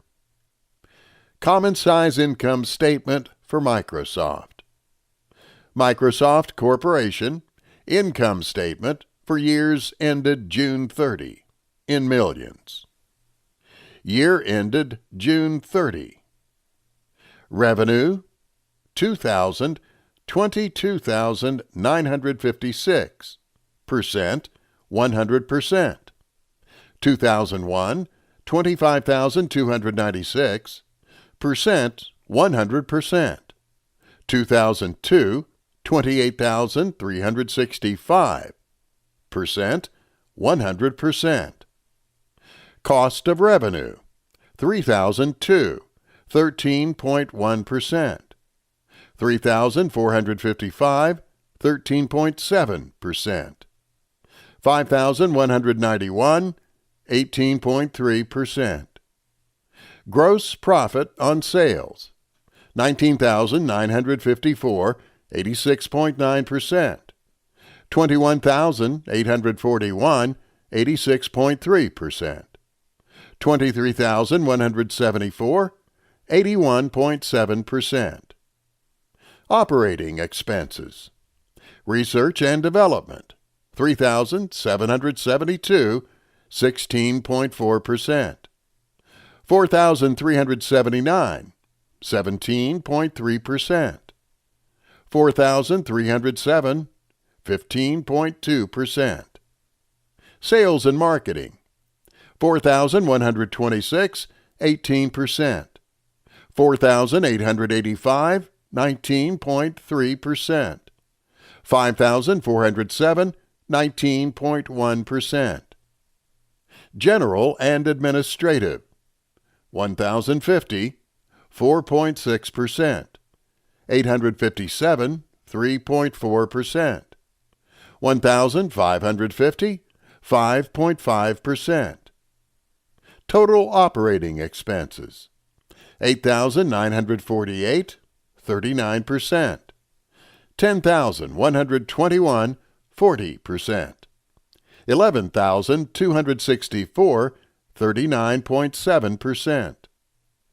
Operating income, 11,006, 47.9%. 11,720, 46.3%. 11,910, 42%. Losses on equity, investees and other, negative 57, negative 0.2%, negative 159, negative 0.6%, negative 92, negative 0.3%. Investment income, loss, 3,326, 14.5%. Negative 36, negative 0.1%. Negative 305, negative 1.1%. Income before income taxes, 14,275, 62.2%. 11,525, 45.6%. 11,513, 40.6%. Provision for income taxes, 4,854, 21.1%. 3,804, 15%. 3,684, 13%. Income before accounting change, 9,421, 41%. 7,721, 30.5%. 7,829, 27.6%. Cumulative effect of accounting change, net of income taxes, of $185. 0, 0, negative 375, negative 1.5%, 0, 0. Net income, 9,421, 41%. 7,346, 29%. 7,829, 27.6%. Note, because of rounding, the percentages don't always add up exactly. This is a minor arithmetic problem that shouldn't get in the way of the analysis. The above table shows the common size income for Microsoft in the year 2002. To reveal the efficiency of the common size income statement, we would need to get answers for the question, is Microsoft's gross profit in 2002 too low? Then we would also need to compare the gross profit of $21,841 in 2001 and the $23,174 gross profit in 2002. However, if you look at the table, you will notice that the sales in 2002 are higher in sales than in 2001. Therefore, we can infer that the absolute level of gross profit in the 2 years cannot be compared successfully. But if you look at the common size information, we can see that the gross profit is 86.3% of sales in 2001 and can also be compared with 81.7% in 2002. Furthermore, the common size information shows something that is not obvious in the raw numbers. In 2001, an item which goes for $1 produced an average gross profit of 86.3 cents. And in 2002, an item which was going for $1 did give that gross profit of 81.7 cents. It is possible that in the year 2002, Microsoft made a less gross profit from each dollar sale. However, you would notice that the situation becomes worse because of the 2002 gross profit shows that there is a decline from the 86.9% gross profit percentage. You would notice that all items in the income statement can be analyzed that similar way. For example, if we look at the 2002 column, you'll see that the income before taxes was 40.6%, compared to the 45.6% that we now had in 2001. But the operating expenses remain constant in percentage from 2001 to 2002, 40% versus 39.7%. This shows that there is no difference in the operating income, which relates only to that increase in the cost of revenue percentage, 13.7% to 18.3%. We can examine income statements this way with that common size income. But one question should be ringing in your mind. What exactly is the explanation for Microsoft's drop in gross profit since 2002? And what is the cause behind the regular operating expense increase? And what is the large operating expense? The quick analysis we have been able to make concerning Microsoft's income statement has been able to point out those major sections where Microsoft experienced huge income statement transformation in the past 2 years. However, the only good way to know why the numbers in the financial statement change are to get information beyond the financial statement. How can you do so? You ask the management and you read press releases. You can also talk to other financial analysts who are following that firm or company. You can also go further by digging into the notes of the financial statements. The truth is that financial statements wouldn't give you the final answers. It would only suggest the kind of questions you should be asking and point you to where you would find answers. You shouldn't forget the common size balance sheet, which can be arranged by making use of the total assets in a bid to standardize those amounts instead of the total sales. In this case, the asset percentages are that good indication of the firm's assets mix. The common size balance sheet shows each amount as that percentage of sales for that year. Comparative statements. When you compare the values from the profit and loss statement and the balance sheet prepared, you have a comparative statement. 2 columns are provided for the figures of both the current year and previous years when the comparison is going on.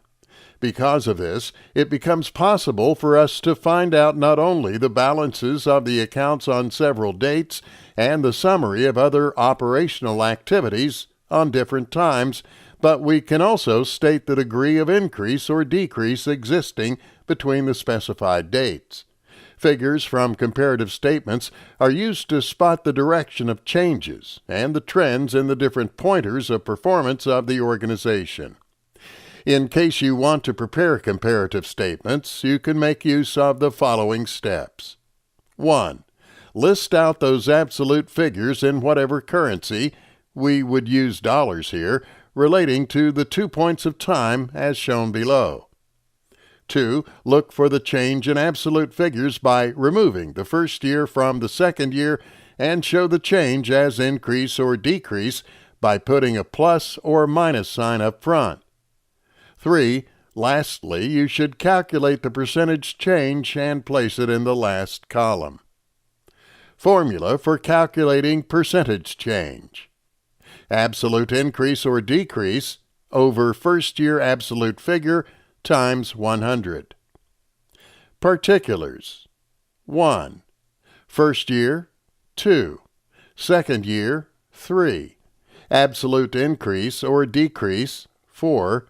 Percentage increase or decrease, 5. First year, $0. Second year, $0. Absolute increase or decrease, $0. Percentage increase or decrease, 0%. Let us take this example. Use the following statement of profit and loss to prepare a comparative statement of profit and loss for ARP Company Limited. Particulars. 1. Revenue from internal operations. 2012 to 2013, $60 million. 2013 to 2014, $75 million. 2. Income from other sources. 2012 to 2013, $1,500,000. 2013 to 2014, $1,200,000. 3. Expenses. 2012 to 2013, $44 million. 2013 to 2014, $50,600,000. 4. Income tax. 2012 to 2013, 35%. 2013 to 2014, 40%.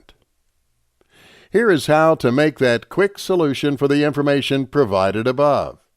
Comparative statement of the profit and loss for the year ended December 31st, 2014. Particulars. 1. Revenue from operations. 2012 to 2013, $60 million. 2013 to 2014, $75 million. Absolute increase or decrease, $15 million. Percent increase or decrease, 25. 2. Plus other incomes. 2012 to 2013, $1,500,000. 2013 to 2014, $1,200,000. Absolute increase or decrease, negative $30,000. Percent increase or decrease, negative 20%. 3. Total revenue. 1 plus 2. 2012 to 2013, $61,500,000. 2013 to 2014, $76,200,000. Absolute increase or decrease, $14,700,000. Percent increase or decrease, 23.90. 4. Remove expenses. 2012 to 2013, $44 million. 2013 to 2014, $50,600,000. Absolute increase or decrease, $6,600,000. Percent increase or decrease, 15. 5. Profit before tax. 2012 to 2013, $17,500,000. 2013 to 2014, $25,600,000. Absolute increase or decrease, $8,100,000. Percent increase or decrease, 46.29. 6. Less tax. 2012 to 2013, $6,120,500. 2013 to 2014, $10,240,000. Absolute increase or decrease, $4,110,500. Percent increase or decrease, 67.18. 7. Profit after tax. 2012 to 2013, $11,370,500. 2013 to 2014, $15,360,000. Absolute increase or decrease, $3,980,500. Percent increase or decrease, 35.03. Chapter 7. Context of Financial Analysis. We have been able to explore that broad background of financial analysis, and we have also seen the common description of some financial statements, performances, and the values from a different point of view. It is pivotal that we are able to provide the context for us to use the material of this book in the proper way. The context of financial analysis would buttress the points we have been able to make earlier. Quickly, I would provide a table showing the different objectives of financial economic analysis process to different individuals. Financial accounting, investor analysis, managerial economics. Determining the profit. Financial data and information. Economic activity. Recognizing the revenue. The expense recognition. Allocating cost. Defining profit.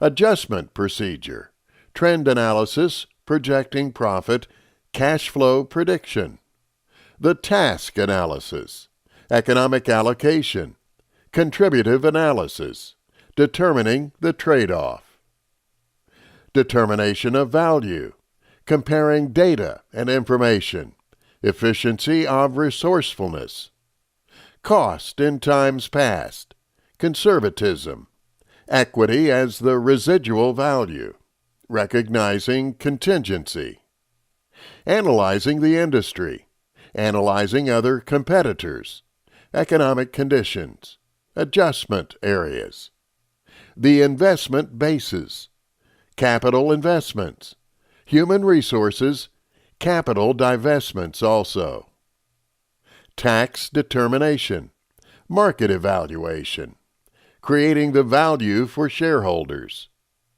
requirements for legal data, the revenue and expense timing, tax management concern, statement of adjustments, that shared price patterns, the market trends, market models, the value drivers, the cash flow habits, the capital cost, investors' anticipation, continuing business value. The managers or analysts partake in a different kind of financial economic analysis. They have specific things, purpose in mind when doing this. During the financial analysis procedure or special analyses as well as database check, other information gotten from several sources not stated in the financial statements is examined in order to derive that reasonable judgment about the past, current, and the prospective conditions of business as well as its effect on its management. We should be able to observe that not only does an individual performing that analysis and interpretation have that purpose or perspective, but also prepares the providers of these several types of information for where the analysis is based. Let us take, for example, and we mention that during financial statement analysis, accounting rules and principles that regulate the compilation of these documents and that need to allow the flow of specific biases was mentioned.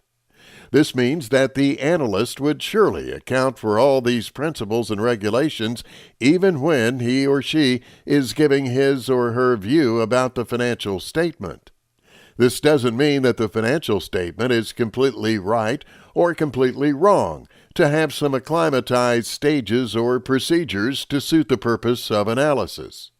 The above table shows that overview of the pivotal objectives of the major financial economic procedures as that context for making sure you understand the differences in the data generation as well as the analytical coordination involved in the following: financial accounting, investors' analysis, economic functions of the manager. In the table, we have been able to view the above processes as objectives or targets having different but frequently drawn-out information and data. We should also take into consideration the perspective and the focus of processes like these when information is shared between them, or it is exchanged for use by any of the body mentioned. Our greatest target is to analyze and judge that business problem as well as company efficiency and the shareholders' value through economic terms, which would need you to adjust those data carefully and would require analysis because we need to view some different objectives in mind. More emphasis is placed on the objectives of the financial accounting and even the investor analysis in this book because that is the crux of the matter. However, we shouldn't forget that managerial economics is also considered as a pivotal part of the overall financial analysis. Even though there are obvious differences among these areas, we understand that most of the data available come from the left side of the table by the financial accounting, while the right-hand side also shows another part where you can get your data. In addition, the database which covers the stock market and even the economic activity comes in the middle. For financial accounting, we have three major objectives as regulated by specific professional standards and SEC regulations also. The profit determination comes first. Next is the value determination, followed by the tax determination. For the profit determination, we would focus on identifying when revenue is earned during that specific period, and it would surely determine how the matching cost as well as the expenses are made. Furthermore, we must have that clear division between what must be drawn between the recording of revenue and the expenses involved in a transaction, as well as the actual receipt or the disbursement of cash also. A situation like these may not come on the specified date, and there might be lagging by days or months. Likewise, the cost incurred in the past must be allocated to those current or the future periods having the objectives of profit figure determination that must be equivalent to the only acknowledged revenue and expenses also.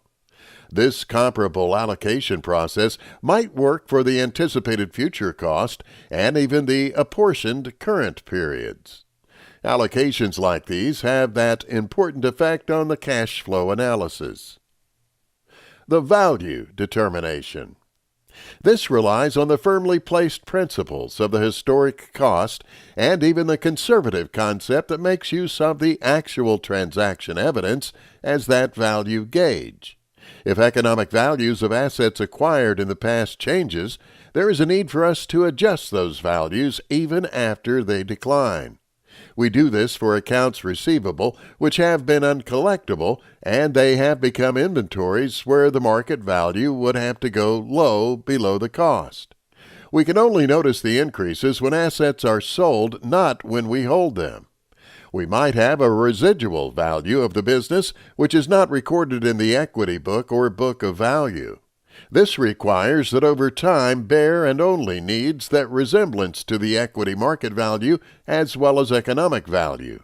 Furthermore, that growing prominence on making those recordings of the eventuality of all kind in the liability segment of the balance sheet would show if there is any negative bias in that value, since only potential liabilities must be established, not the potential profits.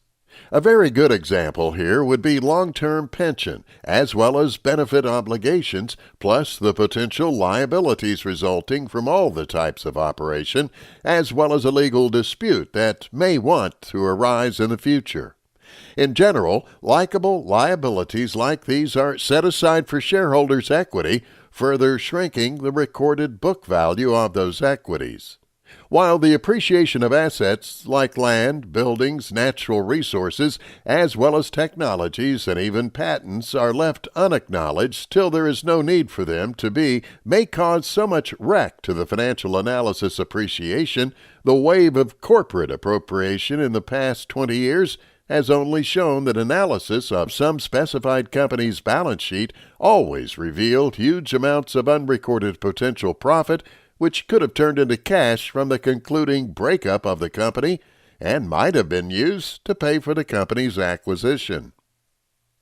The tax determination is regulated by legal requisites of the current income tax code that requires improved principles of the income tax code, which most of the time needs amended principles for the income and expense recognition and even disallowances of some cost and expense in order to amount different sets of books. The timing of revenue recognition is always hastened by the tax rules compared to the timing or effects compared to the delay and expense of recognition that follows those financial accounting rules. Rules like these are clearly designed to improve those tax receipts for the government and other regulatory bodies. The existing difference between financial accounting for just reporting purposes against tax accounting issues would result to tax management disputes which require you to legally minimize taxes in companies as well as other industries where the amount that is involved could be important enough to influence decisions on investments and operations with financing. From the perspective of financial analysis, the most important question we need to ask ourselves is this: how does tax accounting influence those financial statements that are used for analysis? Most times, the amount of taxes that are remitted can be totally different from that which was recorded in the income statement, and adjustment to this mistake is always made on the balance sheet to make the situation go right. For the investor analysis, we would talk about three objectives which run through their minds when they are making those assessments: interpretation of the financial information, making use of the comparative data, assessing the financial markets. Interpreting financial information basically leads to accessing statements and other financial data of a company to be able to project its performance and estimate its value. The pivotal judgment focuses on the adjustment process through the reported accounting data, modified or restructured into that formation, which allows the economic and cash flow evaluation. Only on rare occasions do financial data, which is generally provided, are used in their natural forms to provide that particular analytical judgments or preferences. We would talk about the ratios and their applications as we go on. But we should know that these ratios always lead to fine-tuning or modification during the analysis process. The trend analysis makes use of different adjusted data to look for and make all those analyses which are needed for important changes in the magnitudes and ratio relation over that time. It becomes the basics needed for a profit forecast. Finally, the definite adjustment leading to that proper understanding of the pattern of the net cash flow, which is only created by business, but requires that actual projection of these cash flows as signs of expected economic functioning and value placement. For the comparative data, they are needed for that pivotal part of financial analysis, as they would help put the interpretation made about a firm or company into the right perspective. This infers that all judgment which is made about the performance and value have relative standards and different perceptions from the analyst. There exist comparable data which are used to help confirm or criticize this judgment. For the industry analysis, selected companies having similar groupings would have that compiled ratios which are generally available online database, which would be measured against the attributes of other companies that would be studied between the major divisions. The competitor analysis chooses the same principles that work for individual companies or divisions of companies that would completely focus on those direct business issues. The economic conditions and the comparative dynamics of such markets are always brought to their analysis as a background for explaining the past differences and as a guide to the normal projection of the future efficiency and value.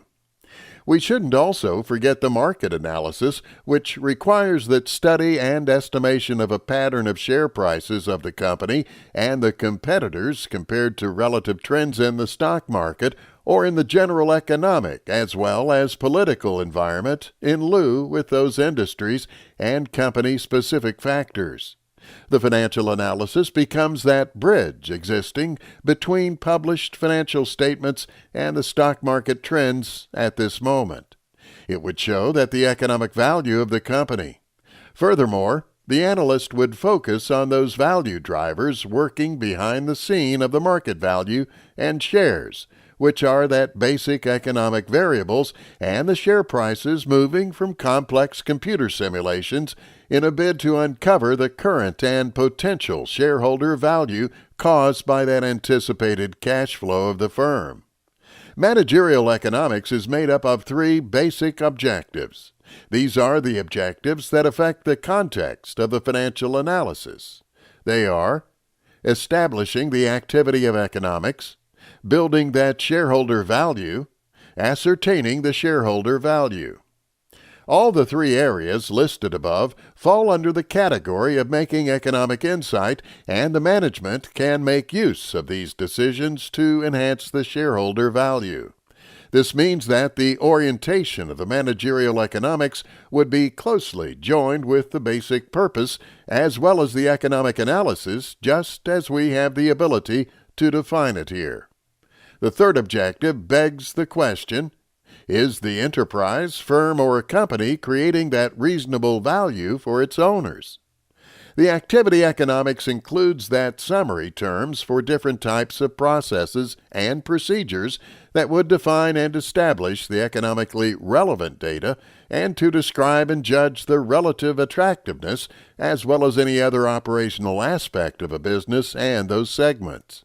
Amid all these task analyses, the amounts used to determine that true economic cost, as well as the cost of the task, whether it is in the functional aspect like purchasing or the legal services, which can be areas of selling. We can do this by recognizing and measuring the series of steps which are needed to give that services or that phase for a manufacturing process, and to also create the resources utilized directly or indirectly with each case.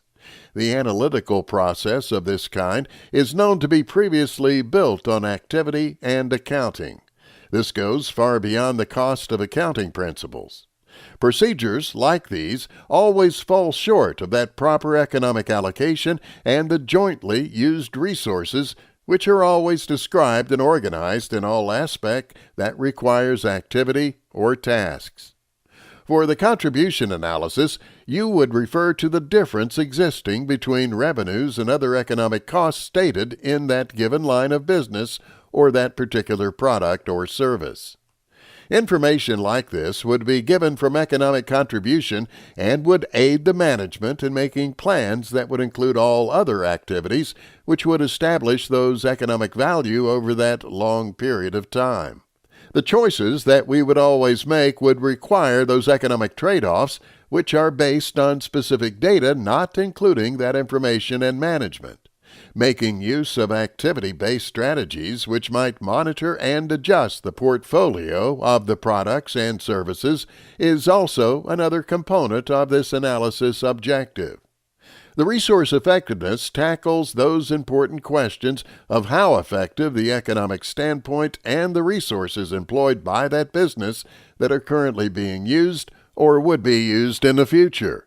That process contains several measuring returns as well as the existing investment based on the gauges and the economic justification as well as the new capital investments or the capital divestments.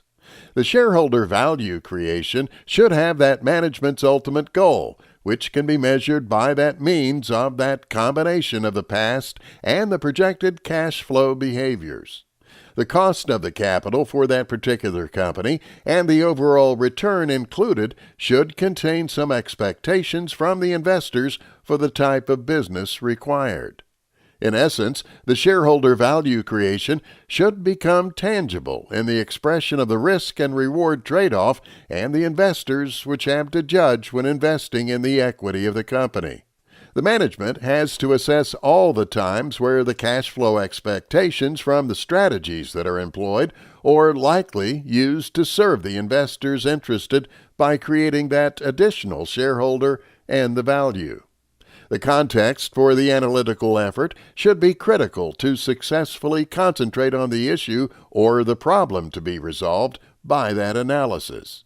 The thought process fundamental for the analysis would be directed to making sure consistency during the objectives and the data that sources and processes utilized. Chapter 8. Analyzing Corporate Financial Risk.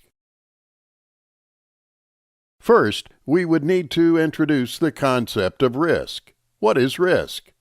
According to CIMA Official Terminology 2005, risk is a condition in which there exists a quantifiable dispersion in the possible outcomes from any activity. It can be classified in a number of ways. The International Federation of Accountants in 1999 defined risk as to the uncertain future events which could affect the achievement of the organization's strategic, operational, and financial goals.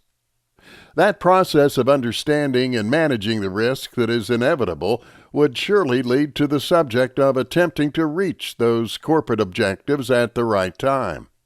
Risk is mostly divided into different categories for the managerial aspect like operational, financial, legal compliance, even information, and personnel.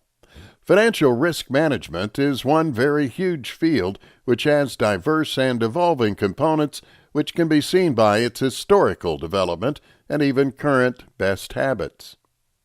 A very good component of risk management is risk measurement, because it is logical to say that managing has to do with measuring.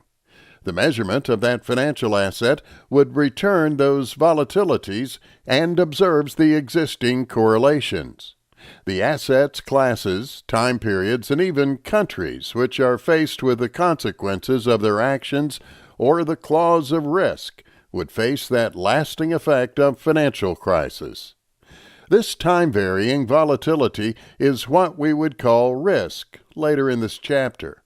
However, the field of financial econometrics has dedicated reasonable attention to these time-varying vitalities and its association. They have been able to come up with tools which would help business analysts during analysis and even modeling, as well as forecasting. Having said that, we know that risk has that paramount importance to organizations so much that business must be ready to identify, evaluate, report, and manage all types of risk to have that improved internal and external decision-making procedure. Risk is divided into several segments and sections, all based on the business context and even business bodies, as well as conventions and financial studies.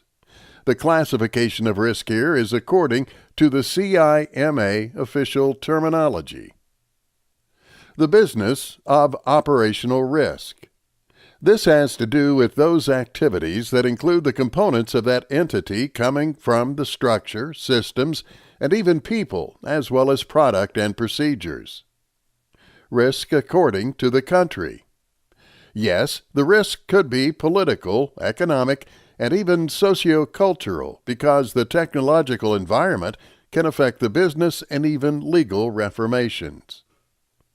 Financial risk. This is our concern. It relates to the financial operations of that entity, and it comprises of the following. Credit risk. If a party doesn't pay or fails to perform activities according to the terms of the contract, we would be facing a credit risk. Currency risk. That value of the financial instrument could ebb and flow due to the deviations existing in the rates of the foreign exchange. The interest rate risk. The interest rate changes is also a kind of risk which would surely influence the financial well-being of that business. Liquidity and funding risk. This is an entity that would cause the difficulty when assets are not realized or funds are hard to raise due to the fact that financial commitments are not met. Reputational risk. A business or firm could damage its reputation due to the problems of failing to manage another risk. What this means is that external risk could affect the internal business risk. It is safe to say that risk affects risk. Strategic risk. These are risks that would come from the business strategy. This kind of risk can cause so much havoc because it is the heaviest threat to the achievement strategy employed by that entity. Risk can be viewed in different ways. Collier and Agia-Ampoma, 2006, did make some points worthy of mention. Risk can be viewed as a hazard or threat as well as a downside risk. This definition is mostly used by managers when they are talking about entity risk. We call it that negative event or threat to the smooth running of the organization. In this context, we can say that managing risk could only mean that we are making use of techniques to reduce that probability or effect of these negative events without self-inflicting havoc on other business flanges. We can view risk as uncertainty. This perspective is viewed by the CIMA official terminology. Risk is viewed as that distribution of all the possible outcomes, which may be positive or negative. If risks are to be managed in this context, we would have to reduce that variance existing between expected outcomes and actual results. Lastly, risk can be viewed as an opportunity. Yes, an opportunity. This is what we know as the upside risk. Taking that risk might be the opportunity your business needs or that shot at the transformation. Risk management existing in practice. It is pivotal here that we state that risks are not always seen or measured in the same way all through. The risk appetite and the risk culture would serve as a yardstick in understanding the characteristics of risk management. The risk appetite is the amount of risk a business, firm, enterprise, company, or organization is ready to accept during that quest for value. This appetite relates strongly with the organization's strategy and could definitely be used to express that stability between risk, growth, and return. A set of shared attitudes, values, and practices that are characterized by how a business, enterprise, company, or entity views risk in her daily activities are considered as risk culture. The risk culture is gotten from the analysis organization and practices. All has to do with the rewards for risk-taking or the risk-avoiding behavior and how it affects the enterprise. There are several approaches to managing risk. Different frameworks, principles, and even perspectives. They include the following, but they are not limited to the list. 1. Making use of the HM Treasury's Orange Book. 2. Using the AIR-MIC Alarm IRM Risk Management Standard. 2. You might want to go with the CIMA's Risk Management Cycle. 4. Standards Australia ASNZS Standard for Risk Management. 5. Lastly, you might want to go with the Committee of Sponsoring Organizations known as the COSO ERM Framework. A generic approach to managing risk. The risk assessment comprises of those analysis and assessment of risk through the procedures of identification as well as description and estimation. Identification aims at establishing the organizational vulnerability to uncertainty.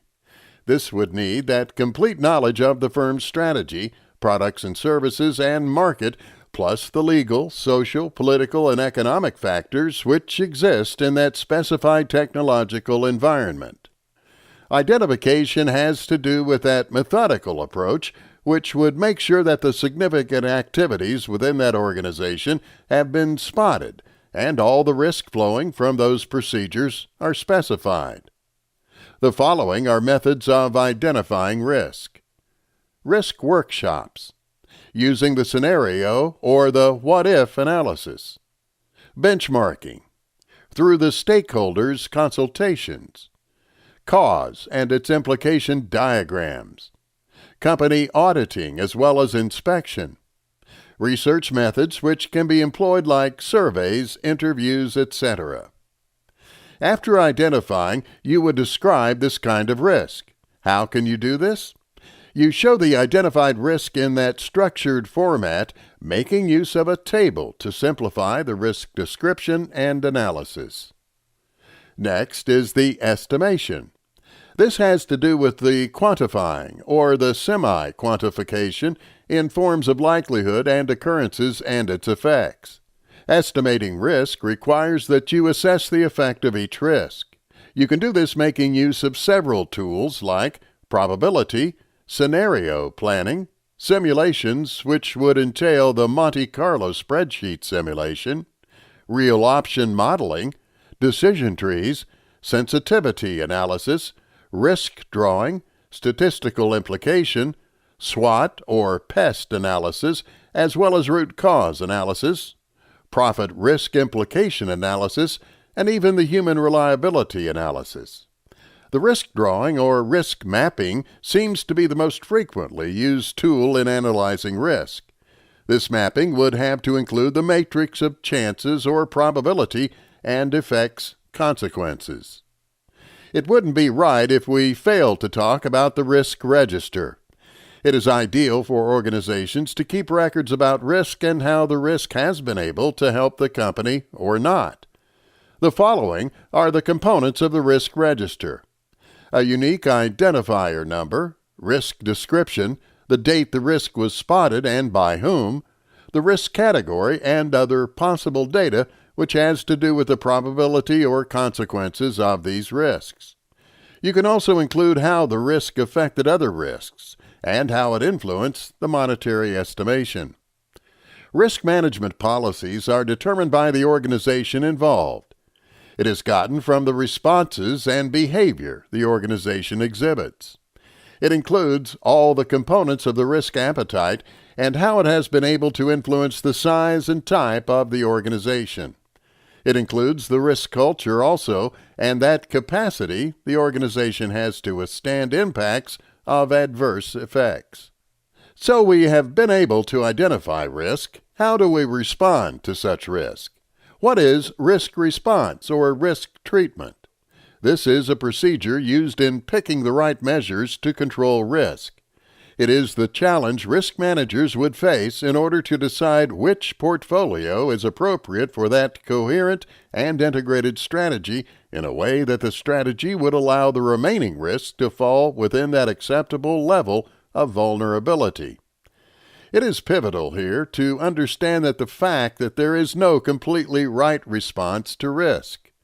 The choice of risk response would solely depend on existing issues or factors that are already present in the organization, like the firm's risk appetite or the impact of previous risk, and how it has been able to cause a lot of problems or success in the past. However, the response to risk falls under any or some of the following. 1. Risk avoidance. This is when actions are taken to stop the activities that would result to risk.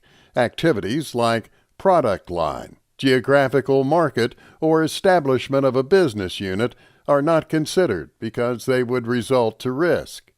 This response to me is a cowardly reply and would just keep the business stable, running until it winds up. 2. Risk reduction. Okay, we want to take risk, but we don't want it to be too much because we would be very sad if it hits us beyond what we can take. Under this procedure, action is taken to mitigate the risk of probability or the impact of risk and are always regulated through internal controls. 3. Risk transfer or sharing. This is when deliberate steps are taken to push away a portion of risk so that the business can be free from the adverse effect in the future. Most firms do this through insurance, outsourcing, or even hedging. These individuals here are saying, okay, we want to take the risk, but we wouldn't want all of it. 4. Risk acceptance. Here are the stubborn ones. Bring it on. We don't care what happens. No action is taken to change or curtail that effect or impact of risk. If a firm wants to enforce risk responses, she must have been able to develop that risk plan, outline that management process which would be utilized to make sure the risk of opportunity to a level is well stated by the organization's risk appetite and culture also. One pivotal part of risk response is to make sure that there is ongoing monitoring which would show the effectiveness, performance, or the risk responses. There are two major areas of risk reporting, and they include 1. Reporting to that external audience. In the last 5 years, external risk reporting has developed speedily. We have the Combined Code on Corporate Governances, which draws all attention to the internal control of risk in the UK. The Accounting Standards Board's reporting statement has proposed that it is mandatory for businesses to include risk review in their annual report through the Operating and Financial Review (OFR) body. 2. Reporting risk to an internal audience. When internal decisions are expected to be made, information showing the risk and risk management should be revealed also. This would help the management to be able to include risk evaluations in their operational and capital investment procedures. They would also be able to review performances and also reward steps taken.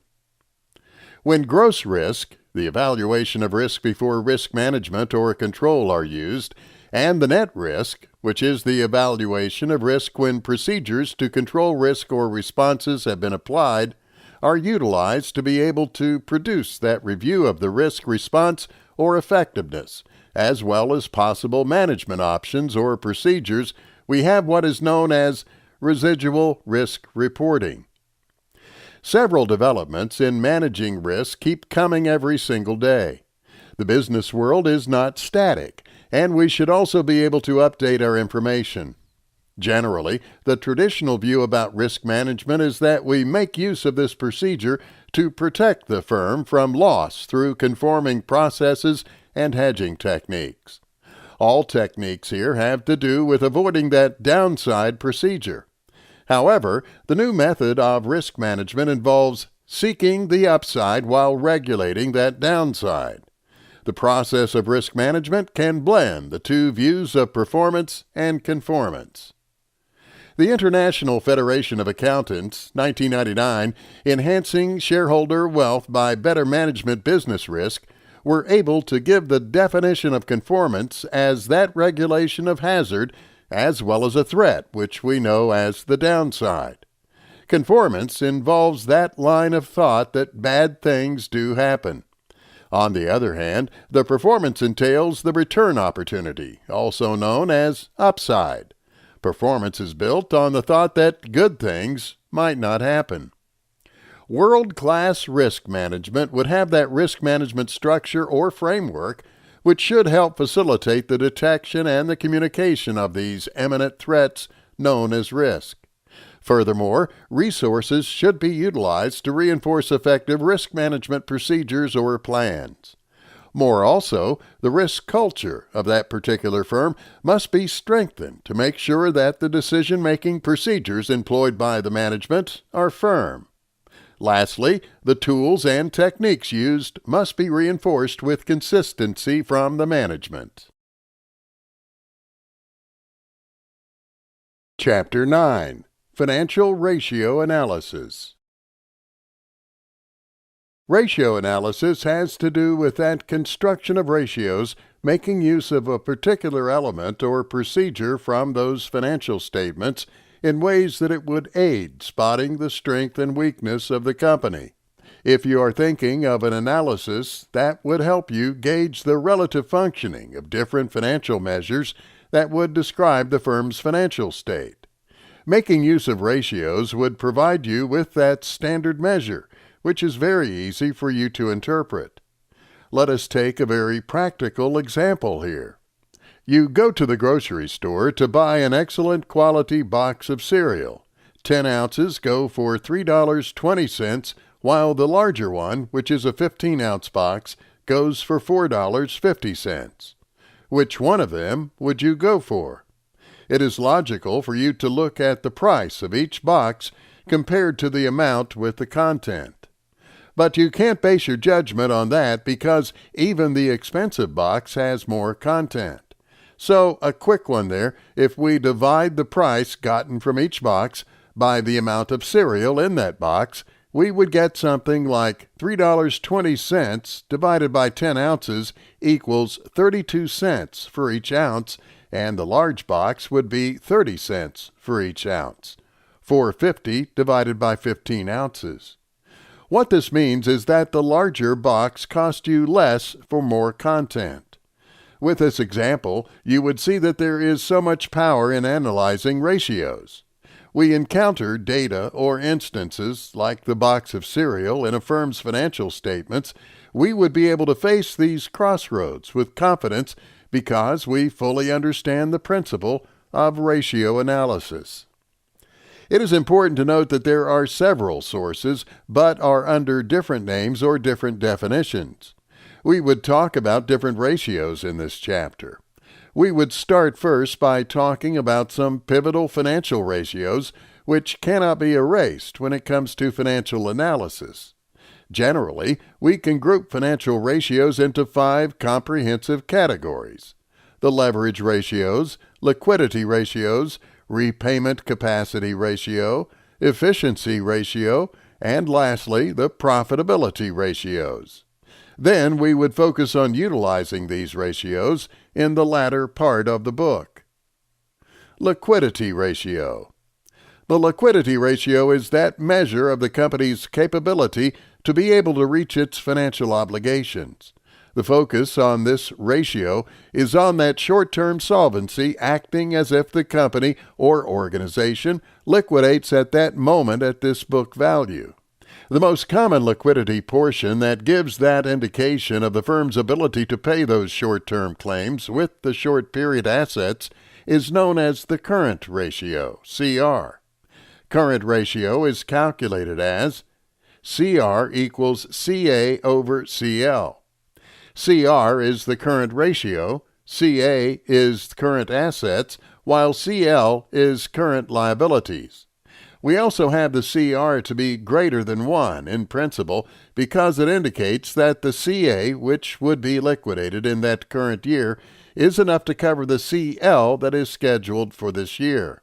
This implies that if the CR is less than 1, then the CA would be unable to service that maturing obligations measured by the CL.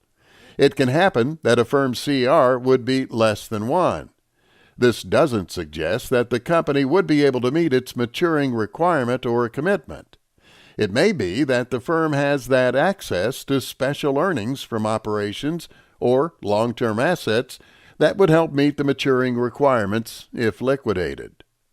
On the other hand, a firm's CR can become too high. However, the CR always has that low rate of return as well as large holdings of the current asset level. This may not prove profitable to the firm. It would be more effective if we transform some of the CAs to long-term assets that would bring larger anticipated returns. I didn't mention the quick ratio in the introduction, but it would be pivotal for us to talk about it. The quick ratio is sometimes known as the acid test ratio. The quick ratio is defined as QR equals CA less INV over CL. QR equals quick ratio. INV equals inventory level. There are so many similarities between the QR and the CR, except the fact that inventories are subtracted from CA. We do this because inventories most times are the smallest liquid of the current assets, and their liquidation value is not certain most of the time. If a firm liquidates today, the value accrued to the inventory would be so meager. Therefore, the QR would give that strict measure of the firm's liquidity more than the way the CR would present it. Next is the leverage ratios. This measures the relative quantity of the funds supplied or sourced by that equity and debt holders too. Unlike the liquidity ratio, the focus on the long-term solvency of the firm. So, the higher the level of debt financing relating to the equity finance, the more leverage the firm is, and the greater the risk the owner would face. Risk?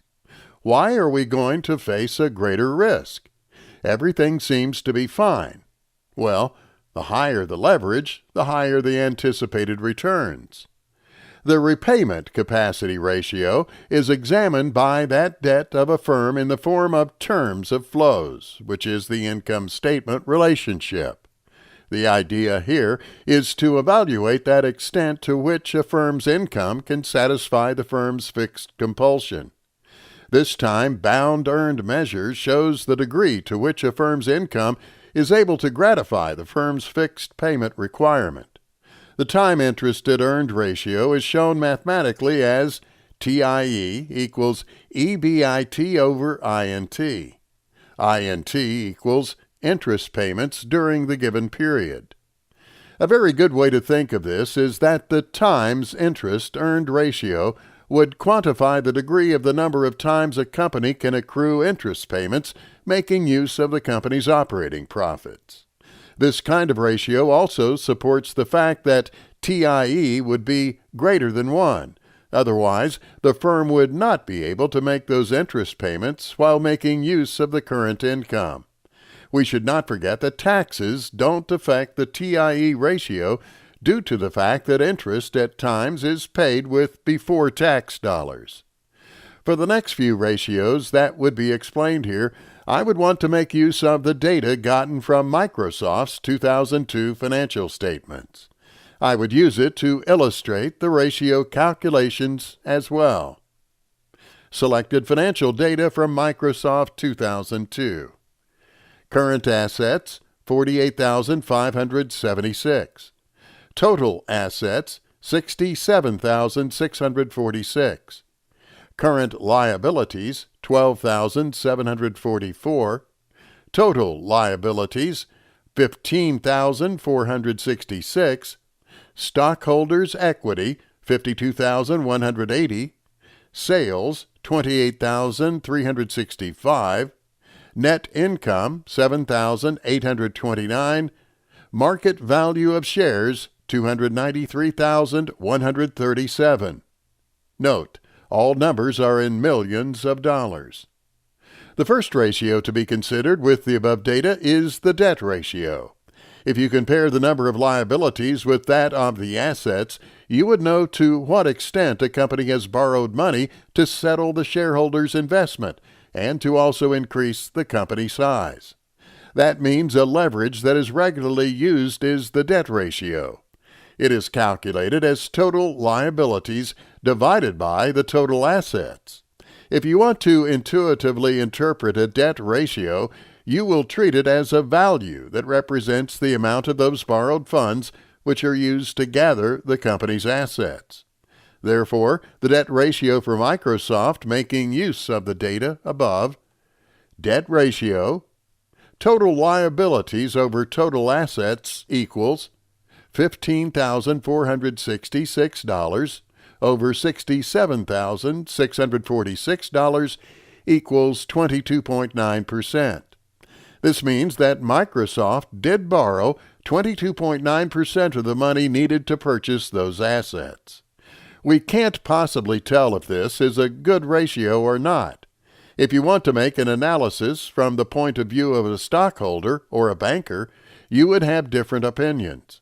First, if you are a banker and you want to probably lend Microsoft an amount, you would want them to have low debt ratio because the smaller amount proves that you would surely get paid during the right time. But if you are a Microsoft stockholder, you would want a higher debt ratio because you would want the company to combine borrowed funds into your investment so that the amount of input would expand. So for Microsoft, we have that average ground because the debt ratio is not too high for the creditors and definitely not too low for investors too. Across all industries, the general rule of thumb stipulates that debts shouldn't be above 50%, but this is just a standard that is widely used. Apple Computer had a debt ratio of 35% compared to Microsoft in 2002. The return on sales is a ratio that is computed by the formula net income divided by sales. Making use of the data above, we would have return on sales, net income over sales equals $7,829 over $28,365 equals 27.6%. Just like every other ratio mentioned in this book, the return on sales value for Microsoft should be calculated with respect to the appropriate industry. Making use of the example above, you would notice that Microsoft was 29% in 2001, while at the other end of the spectrum, the return on sales in the supermarket industry is between 1 and 2%. You can't possibly compare these values with that of Microsoft.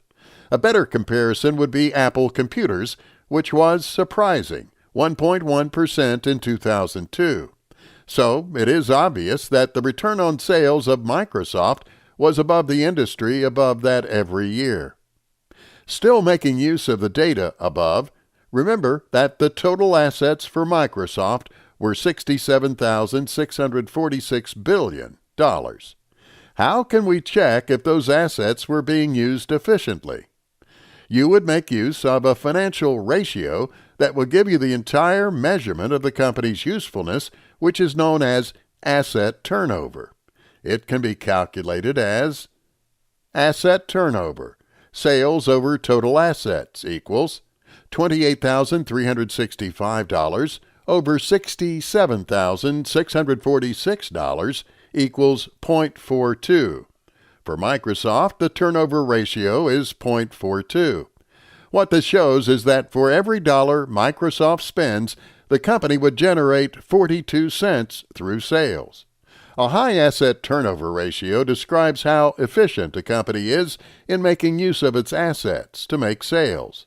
Apple Computer had a turnover of 0.91 in 2002. This shows that at that time, Microsoft was not as efficient as its competitors. Most times, investors want to know how many pennies of profit can be gotten from a dollar of sales. This means that they want to know how much they can possibly earn if they invest just $1. That may seem ridiculous, but it is business. We can calculate this by making use of the return on equity. Making use of the data above, Microsoft's equity is calculated as follows. Return on equity. Net income over stockholders' equity equals $7,829 over $52,180 equals 15.0%. This means that Microsoft would gain 15 cents of profit for each dollar invested in 2002. Let us say a company earns $100 in a year. If you want to buy that company, how much can you pay for it? Well, this would be based on the fact that probably you are expecting the company to fetch you more money in the future, so you'll be willing to pay a higher price for it. And besides, one would like to be on a safer side by paying for a company whose earnings is stable than a company that experiences wild swings in earning. The price-earnings ratio, or PE, measures the value of a company through the relationship between the market value and that of the company's current earnings.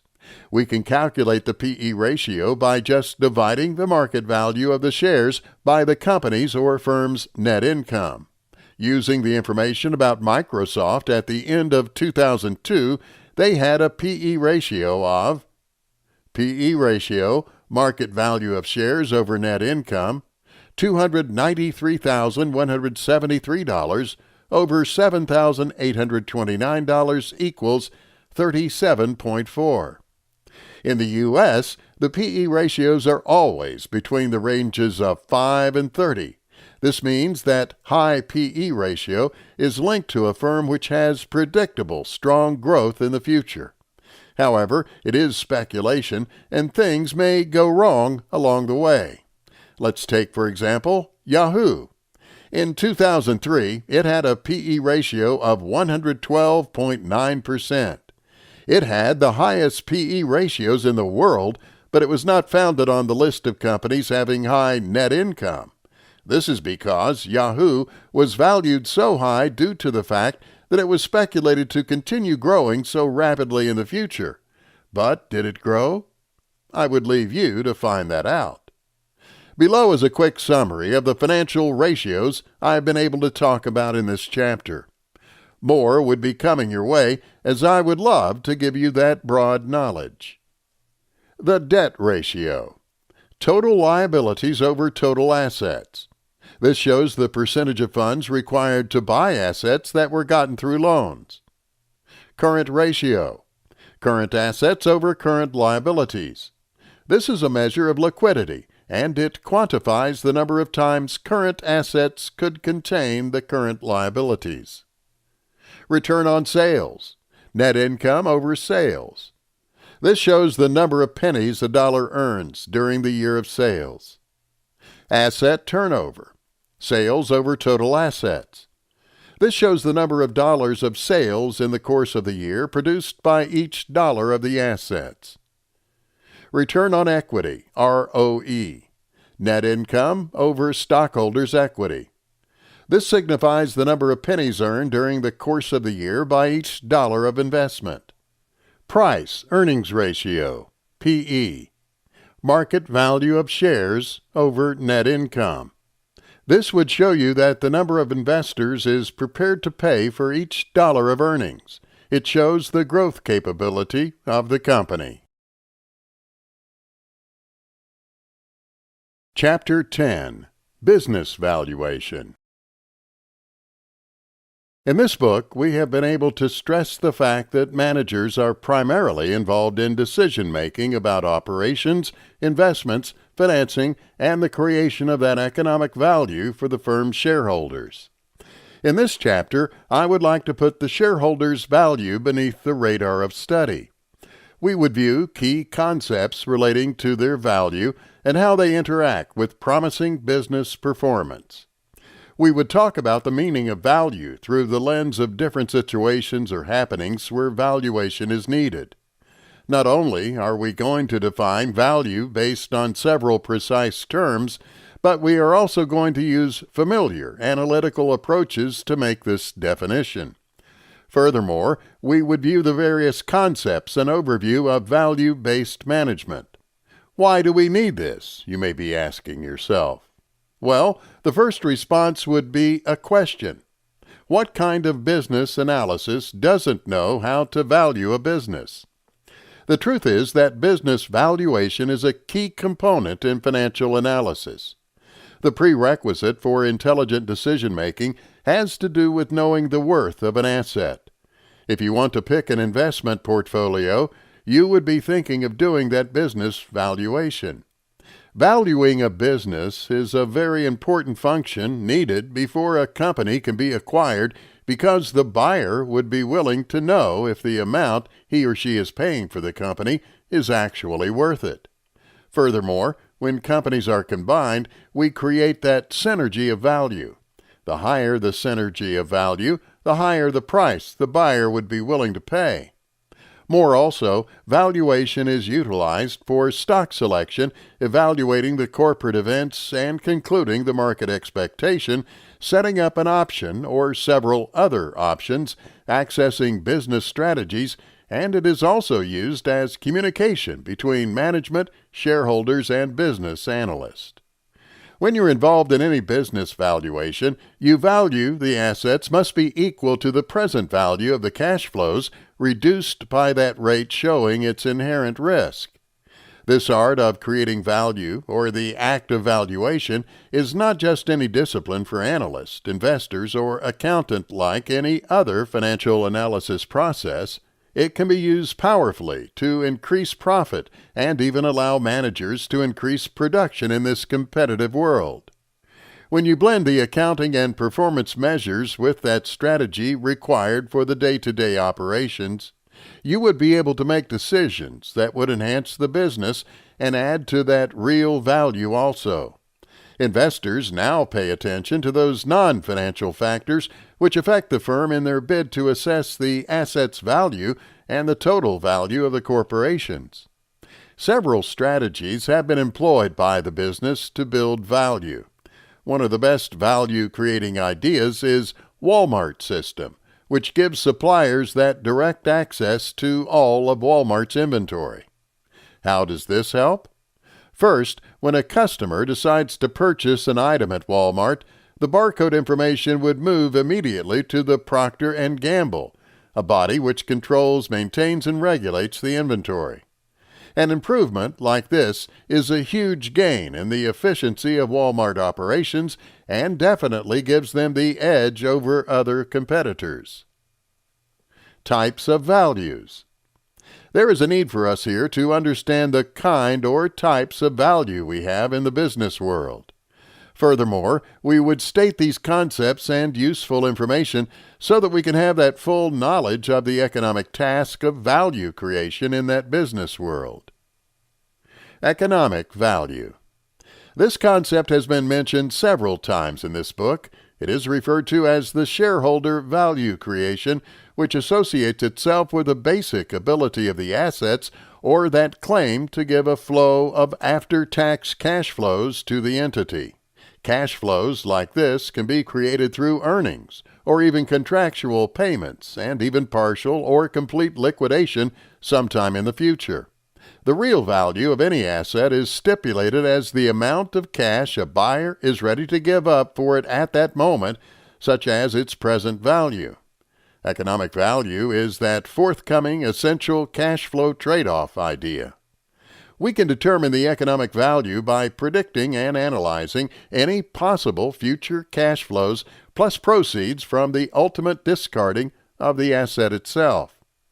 If we've not forgotten, the past cost as well as the expenditures which exist as a result of the previous decisions taken by the management or any individual in charge of the business are sunk cost and would remain immaterial from the economic viewpoint. Economic value houses some other popular concepts of values due to the fact that it is based on the trade-off logic which is completely natural to the procedures of investment. We can calculate the economic value, but this is not going to be without some difficulties because you can't possibly predict the cash flows. They are very hard to predict due to the fact that you must be able to apply assumptions about any recovered cash from the liquidation or any ongoing value remaining at that point of analysis. We shouldn't also forget the risk assessment we talked about earlier, which helps in establishing the cash flow pattern and setting that ideal return standard also. The economic value of any organization or business enterprise is strongly related to that individual risk as well as preferences due to the fact that different individuals have different perspective and judgments, so they would arrive at different values and results due to different views about risk. Nevertheless, if these aspects are made known at that given context, the principle of economic value would remain core at any business investment decision, financing, and operation. Market value. This is also known as the fair market value. Market value is that value of any asset or any collection of assets when it is traded in a very organized market or bargain between several private parties in a well-defined transaction without any constraint or compulsion. The different security and commodities exchange are very good examples of those organized markets, and we have thousands of these regional and local markets which would help exchangers or buyers and sellers to find out that joint acceptable value for all types of assets, tangible or intangible. The market value of any asset is determined through transactions between buyers if there is no organized market in place. There is nothing really absolute about market value. It just shows that monetary agreement between two or more individuals or parties. This means that the parties involved arrange their individual assessment of the assets and the economic value due to their personal judgment or research, as the case may be. Even whims of the individual involved in that psychological climate would prevail over the organized stock exchange because of that market value. Furthermore, they can be affected by several factors which include the heat of a takeover battle, shift in economic and political conditions of a country, significant industry developments, etc. Furthermore, that volume of trading in the assets or even security would be affected by the value that is placed by the buyers or sellers. Even with the potential inconsistency of market value, it is still viewed as that reasonable criterion used in estimating that current value of the individual balance sheet assets as well as liabilities. As compared with their recorded value, you can frequently use it in inventory valuation and even capital investment analysis, also especially where the future recovery values would have to be estimated also. On that larger scale, mergers, as well as other purchases, become of going concern based on the market values bargained by the individuals involved, just like the case with the economic value. However, there are practical problems which are associated with setting up that market value because you can only find a true market value by getting involved in a transaction. This means that unless the item is up for sale, any value or amount given to it is just an estimate, which would surely shift if the conditions change and the views of the buyers are altered. Book value. The book value of any asset is that value which is reflected on the balance sheet. It has been recorded and modified to be generally accepted as a normal accounting principle. Book values are handled consistently for accounting purpose. It is very rare for it to bear so much relationship with that current or true value. However, assets are subject to change over time. The consistently quoted book value of that common share would signify the shareholder's proportional claim on that composite net value of all the past business deals in assets, liabilities, and even during operation. The present and past accounting changes affect the book value of an asset. Having said that, we should know that book value is only used for economic analysis, and it is always questionable under any or every circumstance. Liquidation value. When a company or firm needs to liquidate part or even all of its assets or claims, a value would be apportioned to it at that moment. That is, the liquidation value. This exists in that abnormal occurrence of when pressure and duress would affect the value assessment, which would be made by the buyers and the sellers. We should note that under that cloud of impending business failure, or even strong pressure from creditors, the management would face the liquidation values as totally less or smaller than what it should have been because the negotiation would be affected by the known disadvantages. Because of this, liquidation value is used only for some limited purposes.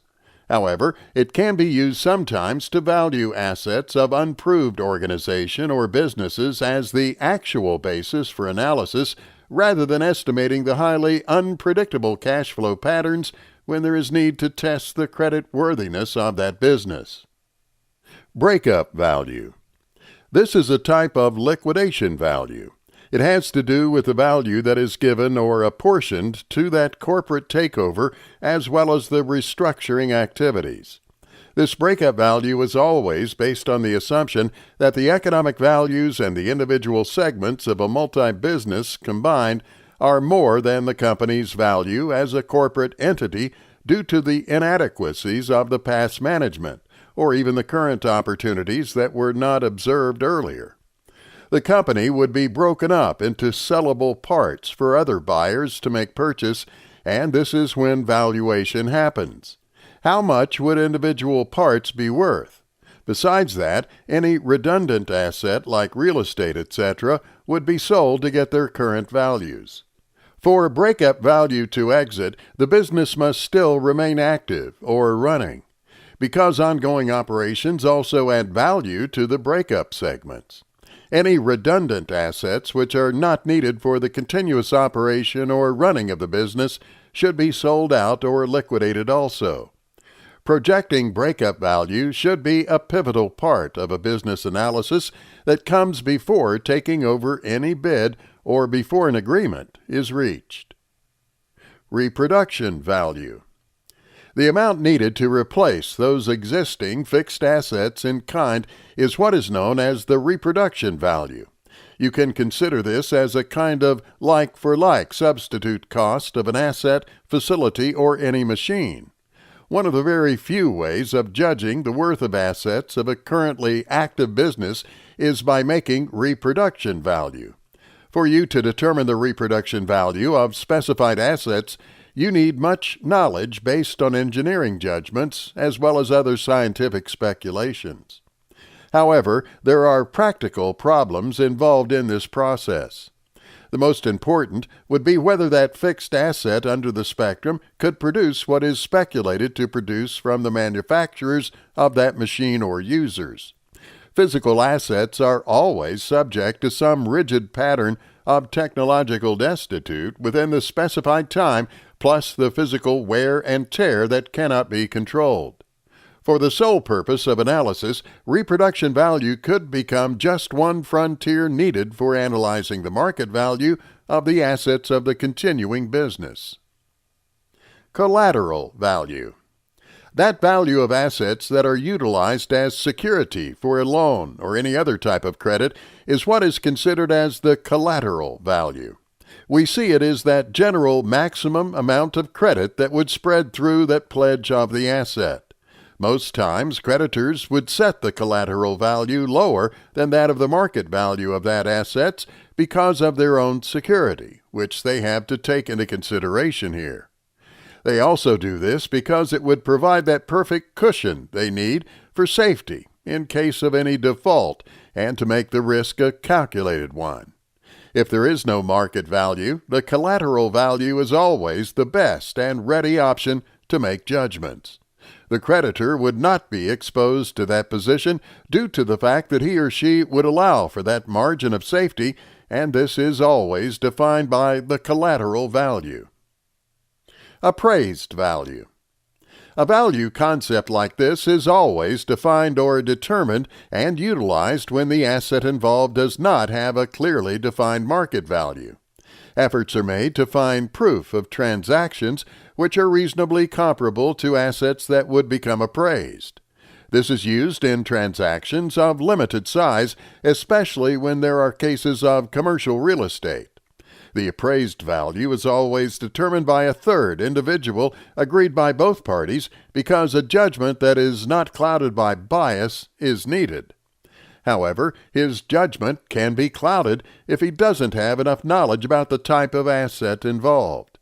The expertise of the appraiser would determine the quality of the estimate. Individual ability and preferences which are needed to get that complete value of the equation are needed or even preferred. It is only on rare occasions that different appraisals would produce the same results. The ranges of values are used to give that appraised value most of the time. Shareholder value. The shareholder value is built from those existing and new investments which would continue to exceed that cost of capital for the company. It signifies that total increase from the economic value of the business over a specified period of time. A value like this would be reflected into that form of growing periodic total return for shareholders as assessed by the combination of dividends, capital profit or losses achieved, which can be contrasted to that overall market returns or the returns gotten from the selected peer industries or firms. The shareholder value is that ultimate expression of those corporate success, has so much tight relationship with cash flow trade-off and the return expectations, which are the fundamentals of the economic value. It is very important for us at this time to understand that foundation of business valuations. First, we should not forget that there is an assumption that an investor wouldn't pay more for an asset than the worth accrued to it. This statement is logical and obvious, isn't it? But at some point in time, it is usually forgotten and rediscovered later in every coming generation and in every available market. There are parties or people with that line of thought who argue that value is subjective. That is, it is only gotten from the eyes of the beholder. However, you cannot just justify any price because a party is willing to pay it. That is entirely absurd. If the asset is a painting or any work of art, perception would be what matters. But in business, we don't buy assets for aesthetic or emotional purposes. We buy assets for the expected or speculated cash flow we would get from them. This means that the perceptions of value have to be supported by reality. What this would suggest is that the price we pay for an asset should show its expected cash flow. Valuation models attempt to relate value to that level of insecurity and growth expectation in these cash flows. There are several parts of valuation where we would have a different opinion as well as estimates about what should be considered as the true value and how long it would take for prices to become regulated to that very true value. But we can arrive at one point in which there wouldn't be any disagreement, that is, arriving at the part where we would have to say that we cannot justify prices by only using the argument that other investors around would pay a high price in the future. Now, you may be asking yourself, apart from financial analysis, do we really need a valuation? What are the purposes of a business valuation? Let me make a very simple analogy here. Speedy Software, a private Ltd. The company offers to purchase a major stake in Lingering Software, which is, on the other hand, a public limited company but is tightly held together. Speedy is aware of the fact the industry would love to expand its portfolio of business and hopes that it can implement the core competencies to enhance the performance of the lingering when it is acquired. It is logical to think that the sole purpose of a valuation is to establish the cash value of an asset or a majority shareholding of the equity shares of lingering in this instance. This value would be arrived at by the owners of lingering at the very beginning of a negotiation which would surely lead to the sale of the majority of the stake in lingering to Quick Ltd. Through that private deal, like the example of Speedy and Lingering Software, which both different existing purposes for valuation. Having said that, we can establish 4 categories that show the purpose of business valuation, especially for services issued by the AICPA USA. Below is a table showing those purposes and very good examples. Purpose of valuation. Examples. Valuation for transactions. Valuations for business purchase reasons, business sales, management by objective, recapitalizations, IPO, ESOPs, purchasing shares, projects and planning other ones, leverage buyout, M&A, as well as a reverse merger, etc., are very good examples here. Court case valuation. No one would want to do this, but this kind of valuation falls under different examples which include bankruptcy, ownership disputes, divorce cases, copyright or intellectual property disputes, contractual disagreements, disputes, and other dissenting shareholder issues. Valuation for compliances. This is done for fair accounting as well as tax issues. Valuation for planning's sake. Personal financial planning, estate planning, strategic planning, M&A planning, etc. are all very good examples here. Just as we have several purposes for business valuation, we have different approaches. As an analyst, you would make use of a wider spectrum of models that would include either simple procedures to sophisticated ones. Models oftentimes could cause so many assumptions about the essentials that would affect the value, but all of them don't share similar characteristics and can be categorized under larger terms. We have several advantages to this kind of classification, and it would make it very easy for us to understand where those individual models would fit into that big picture, why results are provided, and when they are faced with basic logic errors. In the general view, we have 3 main approaches to valuation: discounted cash flow valuation, relative valuation, and contingent claim valuation. The discounted cash flow valuation has to do with value of that asset, which would present those value for the expected future cash flow from that asset, while the relative valuation is that speculation or estimate of an asset by just checking the price of other comparable assets which are relative to that common change like cash flows, book value, earnings, etc. The last, contingent claim valuation, makes use of the pricing models, which would measure the value of assets that would divide options characteristics while they can still yield a separate quote of value. The objective of talking about these valuation models is to be able to clarify the existing dissimilarity between them, which would enable to choose that right formula for the task. Valuation bias is another factor that we need to take into consideration when doing valuations. We would begin to value a firm based on certain notions or preconceived conditions and assumptions we have about the company. Most of the time, our views are always clouded, even before we start inputting the numbers into the financial or econometric models that we are using, and those models wouldn't surprise us because they would show us what we want to see. We would start first by considering the sources of bias during valuation. Then we would progress to evaluation of the bias and how they showcase themselves during analysis. we would conclude our discussion of bias with views or procedures of how to minimize these biases or how to deal with them. Sources of valuation bias. The bias would begin with companies that we pick or decide to value. Yes, you can't value all companies, but those you pick is a product of your own personal clouded judgment. We never pick companies at random, and that picking process may be that foundation for bias. What happens most of the time is that we must have read something before that time, either good or bad about the company, or we might have heard from an expert that a firm is undervalued or even overvalued. Boom! There goes our first impression of that company. We would start to build several perceptions about the company, all based on what we have heard or read.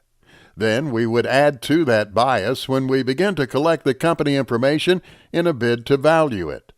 Most of the time, we would want that information to confirm our suspicion. The annual report and all other financial statements don't contain accounting numbers alone, but performance discussion made by the management. This would put the best possible turn on those numbers.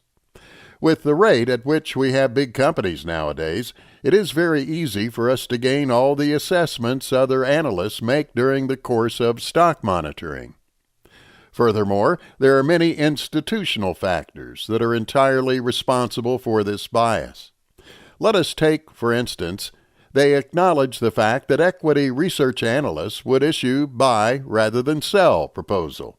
This means that they find firms to be undervalued most of the time, that they find it to be overvalued. We can trace this happening to the difficulties financial analysts face just to obtain entry into the financial information on firms that they have already undervalued. And we can also blame the pressure they face from portfolio managers also, because some of them, portfolio managers, have large positions in the stock. Another factor which is responsible for bias is the reward and punishment for finding a firm that would be undervalued or overvalued. If an analyst's compensation relies on whether he or she finds a company undervalued, he or she will play the undervalued card even if it is not. The same works for it being overvalued. This should be the reason acquisition valuations are often described as completely biased. Bias about firms or companies existing in business valuation. We have been able to mention 3 ways where our views about a company could affect how we evaluate the company.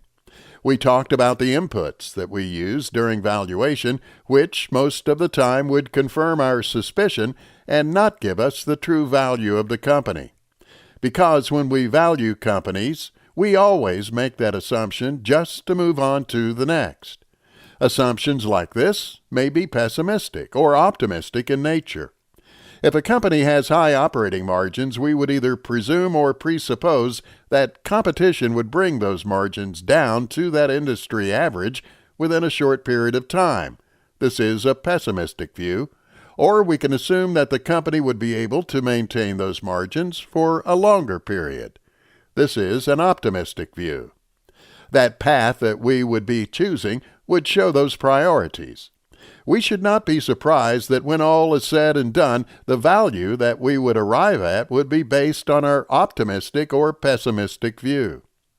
Another perception which always affects business valuation during the course of business valuation is what financial analysts call post-valuation tinkering. This is where analysts would revisit those perceptions or speculations after valuation in a bid to get that value, which has closer proximity with the ones they have expected to be the starting off the price.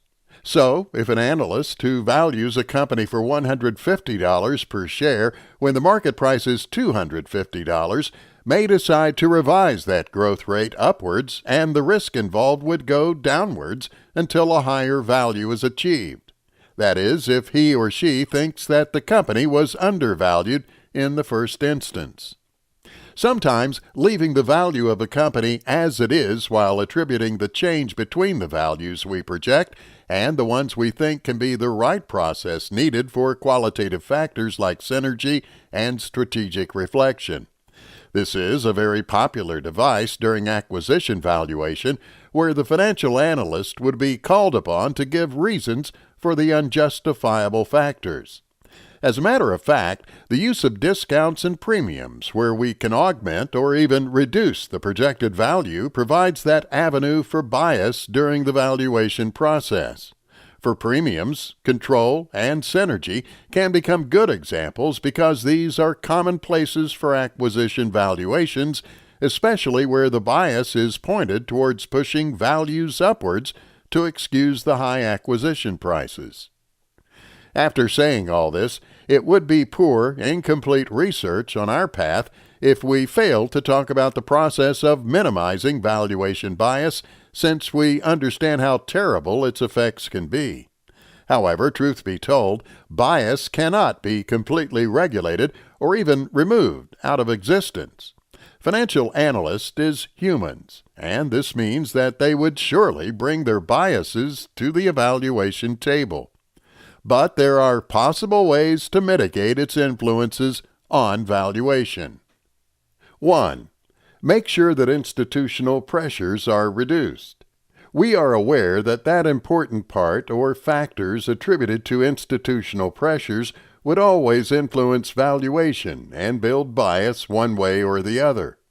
In the 1990s, the equity research analysts influenced valuation.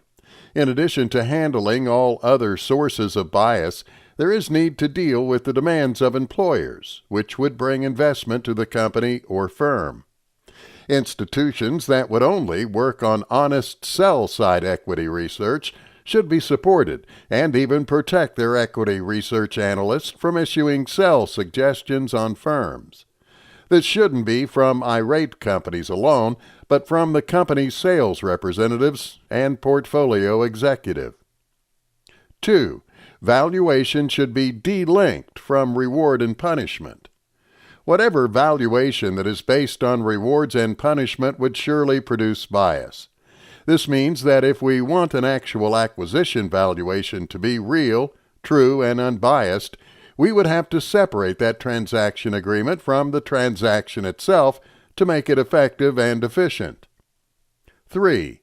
There shouldn't be any pre-commitments. Managers or decision-makers should stay clear from taking a strong public stance on the value of a firm before valuation commences or is completed. Any acquiring firm which arrives at a price before the valuation of the targeted firm has placed her analyst in a tight, untenable corner where they would be called upon to defend that price.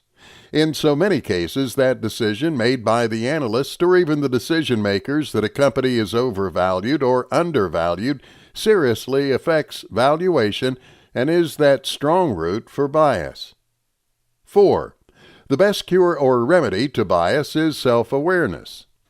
When an analyst is aware of the biases he or she is bringing to the valuation procedure, he or she can either aggressively try to confront all these biases when making those input choices, or even open up the procedure to more objective points and to view about that company's future. 5. Honest reporting. In some statistics, analysts are needed to show their biases even before they would present results from all analysis. Therefore, an environmentalist would have to show that he or she is confident that there is no puncture in the ozone layer before showing first-hand evidence to that result. The individual reviewing that study can then factor the bias while making those conclusions. Valuations would be very much useful if analyst exposes themselves to those inherent bias before valuation starts. There are several uncertainties in business valuation. It wouldn't go well if we don't mention this. When we were little, we were taught that if we do things the right way, we will get the right answers. This means that the accuracy of the answer is used as that measure for the quality of the procedure and the results that it would yield. This may be true if mathematics or physics is concerned, but it is a poor yardstick for estimating or measuring valuations. Even the best valuation would be made available through a substantial margin for miscalculation or inaccuracy. The value of an entity, business, or asset can never be stable. It cannot be a static figure because it relies on changes in purposes as well as circumstances. Furthermore, we have a different number of uncertainties that has to do with valuation and its procedures, which, if are not handled efficiently, would result to that absurd or unrealistic value.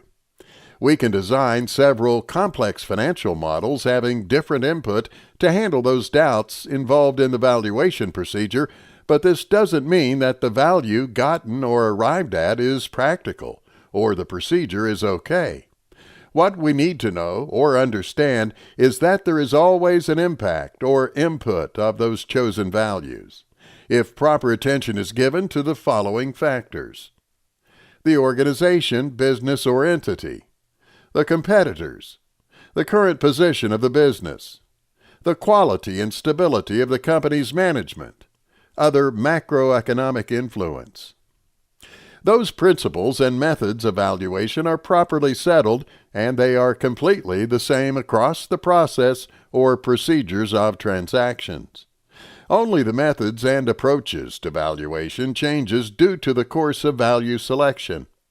It is logical to think that the seller would love to get as much as possible, and the buyer would want to pay as little as imaginable. However, the deal happens between these two margins. If we assume that there is no buyer and that intent to sell isn't there, can we make the conclusion that the asset or the object in question is now worth nothing? Definitely no. We have a fool theory, which stipulates that any price can be reasonable if the buyer is willing to pay that amount. You might be the one on the buying side, ready to pay that available amount for it. That theory makes us understand that you cannot possibly value any price and vice versa. This just proves to us that we need to mark that difference between value and price. Valuation is a process or procedure that is built on several principles. However, I would like to focus on these 6 techniques of valuation. Just like any other principle in finance, valuation is based on the foundations of these principles. They provide the fundamentals for other hybrid or modern techniques. The principles are listed below. The principle of substitution. The principle of alternative. The technique of using the time value of money. The principle of expectation. The risk and return technique. Reasonableness and reconciliation of value technique. The principle of substitution. If you notice that I've been trying to run away from the mathematical aspect of this book, but we really can do without it. So, the principle of substitution in business can be explained with this analogy.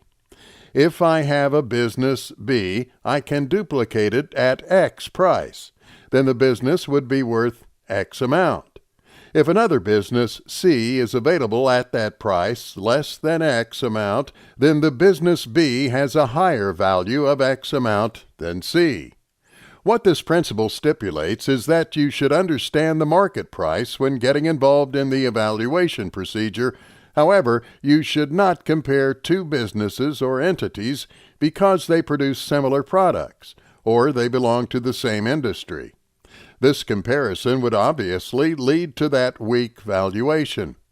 We can infer from this that the risk-aversive investor would not want to pay more for an enterprise if any desirable alternative exists, either by building something new or buying a new business.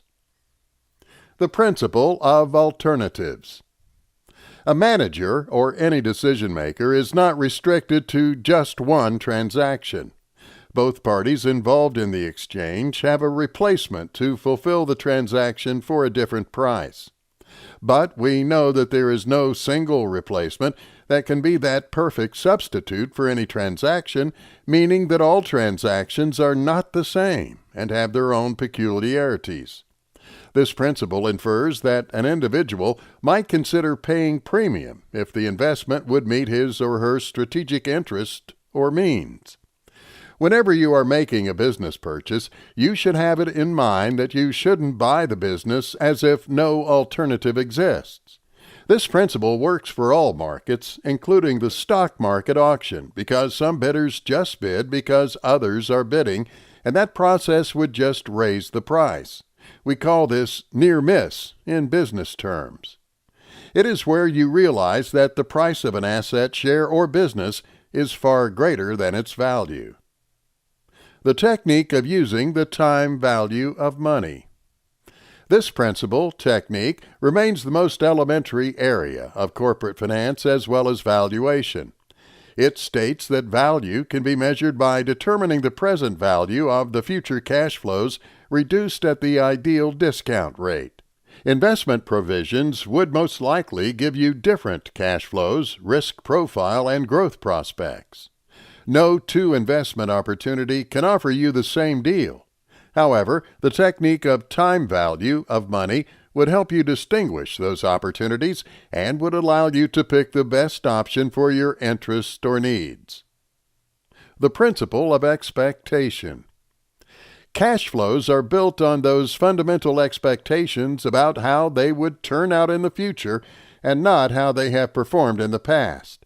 If the company is mature enough, we may decide to assume constant growth from that very day or after some specified period.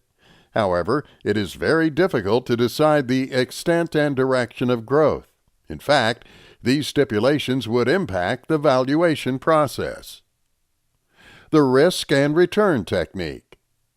The father of modern finance, Harry Markowitz, was the first individual to measure the risk that is utilized in the same portfolio of decision-making.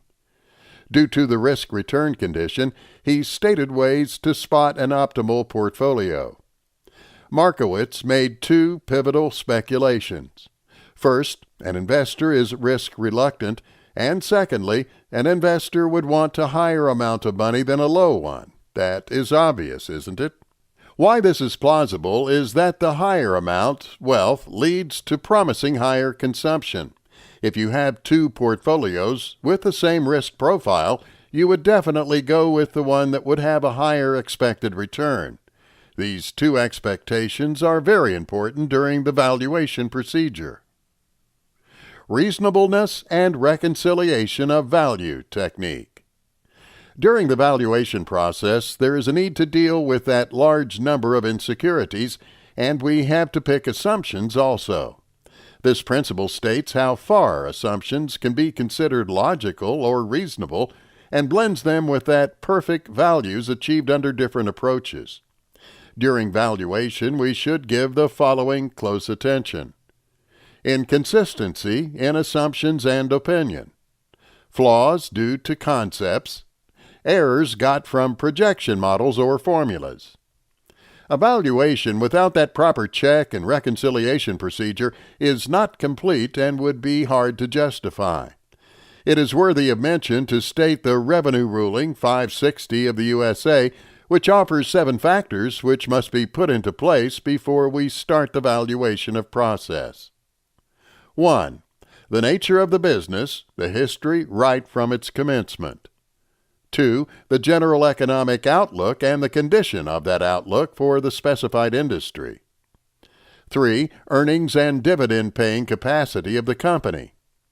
4. Considerations of the business has any intangible asset.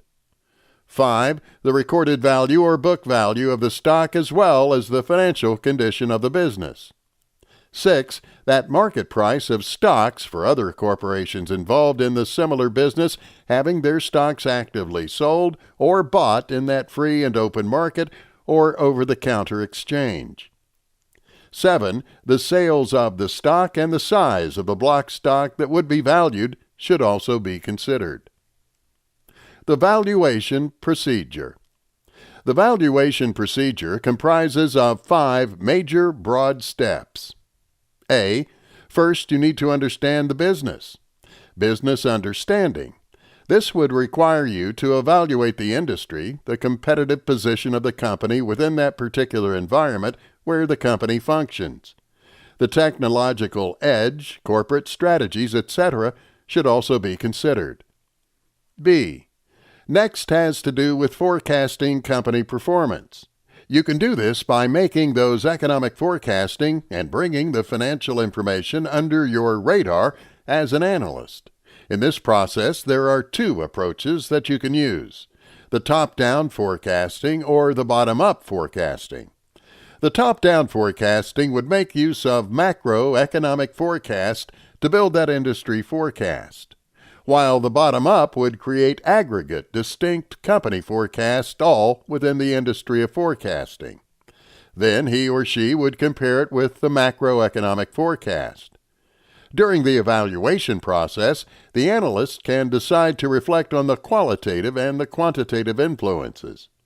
This would entail serious scrutiny and interpretation of those financial statements and other accounting documents. C. Picking the ideal valuation model. While picking that valuation model, an analyst would make use of different outlook or perception. The most common method here is to determine the intrinsic value, which is hooked on the quality of information gotten from the financial records and even integral assumptions. We should be aware that there are several other values of measures, but we know that a company has that specified value even if they dissolve today and even if its operation continues. The analyst understands this and would work on that specified information. A very popular notion about valuation or value finding is that when an analyst makes an assumption which says that the company would retain business activities for a long time, especially through a conceivable future, the value of the company becomes high. That absolute valuation method is a model that spells out the asset's intrinsic value. The model states a value for a company at that point where it is being compared with the pre-existing market amount for managerial or decision-making purposes. That present value, or the discounted cash flow approach, is the most widely accepted kind of model or approach. The present value model or dividends are known as dividend models or principles and are always based on free cash flow concept. This occurrence is what we know as free cash flow equity or free cash flow to the company principal. It is known as asset-based valuation if the company or firm is valued in accordance with the resources or assets that it controls. You might also want to pick the relative valuation model. In this model, the asset is valued based on the value of another asset that can be substituted for it. We usually represent this by making use of several price options. These price options are known as price multiples, and they are price to book value, PBV, price to sales, price to earnings, PE, etc. That approach of relative valuation, when utilized on the equity valuation, is known as comparable models. However, I have been able to summarize the core of picking the ideal valuation model based on three conditions. 1. The valuation model must be steady and dependable, having the characteristics of the firm or company that would be valued. 2. The valuation principle should be ideal based on the accessibility and superiority of the available data and information needed by the valuer or analyst. 3. The valuation principle should be constant with that purpose of valuation, which should also include the perspective of the analyst. D. After picking a method or model of valuation, the analyst is needed to convert those forecasts into the ideal value. Since the analyst plays an important role in collecting, analyzing, organizing, monitoring, and even communication, the corporate information that is being used during the valuation procedure, they would be available to help clients reach their investment goal and even contribute to the proper performance of those capital markets. E. The last process involves communicating the gathered information. This would require you to prepare that research report. The valuation models. Having said that we need to pick a valuation model during the valuation procedure, it would be unfair if we don't talk about the valuation models. I believe that you should have some knowledge about these models because we have been able to mention some few things about them. First is the asset-based approach. This has several names like asset accumulation model, net asset value technique, the adjusted book value method, or the asset buildup technique. The aim of this model is just to study and reappraise the firm's assets and liabilities, which are gotten from the substance value, which is also known as the equity. We can arrive at the substance value by estimating the assets minus the liabilities. The fundamental knowledge here, or the idea that governs this approach, is that we can know the value of a company by just looking at its balance sheet. However, we can't make use of this because the balance sheet presents book values and not the actual value. The problem with this approach is that assets would definitely depreciate when they are used consistently over that specified period of time. This makes it hard for the real asset's value to be determined. In an approach like this, we can decide to settle for that fair market value of the asset, which is the value an asset accrues on a free market. Next is the income-based model. This model is also known as the discounted cash flow DCF. This is accepted by many business analysts as ideal model because it entails estimation of the business, firm, or company by working out the current value of the future profit flows that the company is expected or estimated to generate. This can be expressed mathematically as PV equals sigma FV over 1 plus I to the nth power, where PV equals present value, FV equals future value, I equals discounted rate showing the risk of the estimated future value. N equals raised to the nth power, where N represents the number of compounding periods. The market-based model comes next. This is quite simple. You would determine the company value by matching up one or more parts of the company subject to that of another company which has that established market value. This means that you are getting the value of a company by making use of another company as a yardstick. Several factors affect the valuation process. They are majorly divided into two, internal factors and external factors. However, these divisions have subdivisions. Internal factors that affect valuation are as follows. 1. Goodwill. 2. The rate of dividend stated. 3. Rate of dividend declared. 4. Market for those products. 5. Industrial relations existing among employees. 6. The management reputation. 7. Current values of assets, liabilities, and market.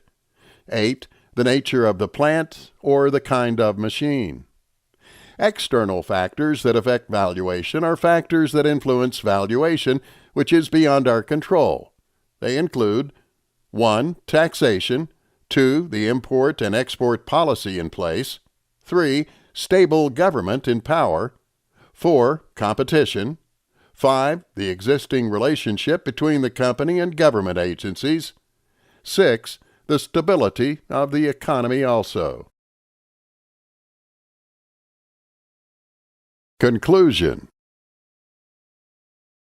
I am sure you've been able to gain a lot from this book. One key thing you should have is that hunger for more, and I'm sure I've been able to create that hunger, thereby showing you hands-on knowledge on how to make business analysis. Feel free to contact me if you have any questions. Thank you. One more thing. If you feel this book has been so helpful to you, please take some seconds to give a good review on Amazon. This has been Corporate Financial Analysis, a comprehensive beginner's guide to analyzing corporate financial risks, statements, data ratios, and reports. Written by Blaine Robertson. Narrated by Dave Wright. Copyright 2019 by Blaine Robertson. Production copyright by Blaine Robertson.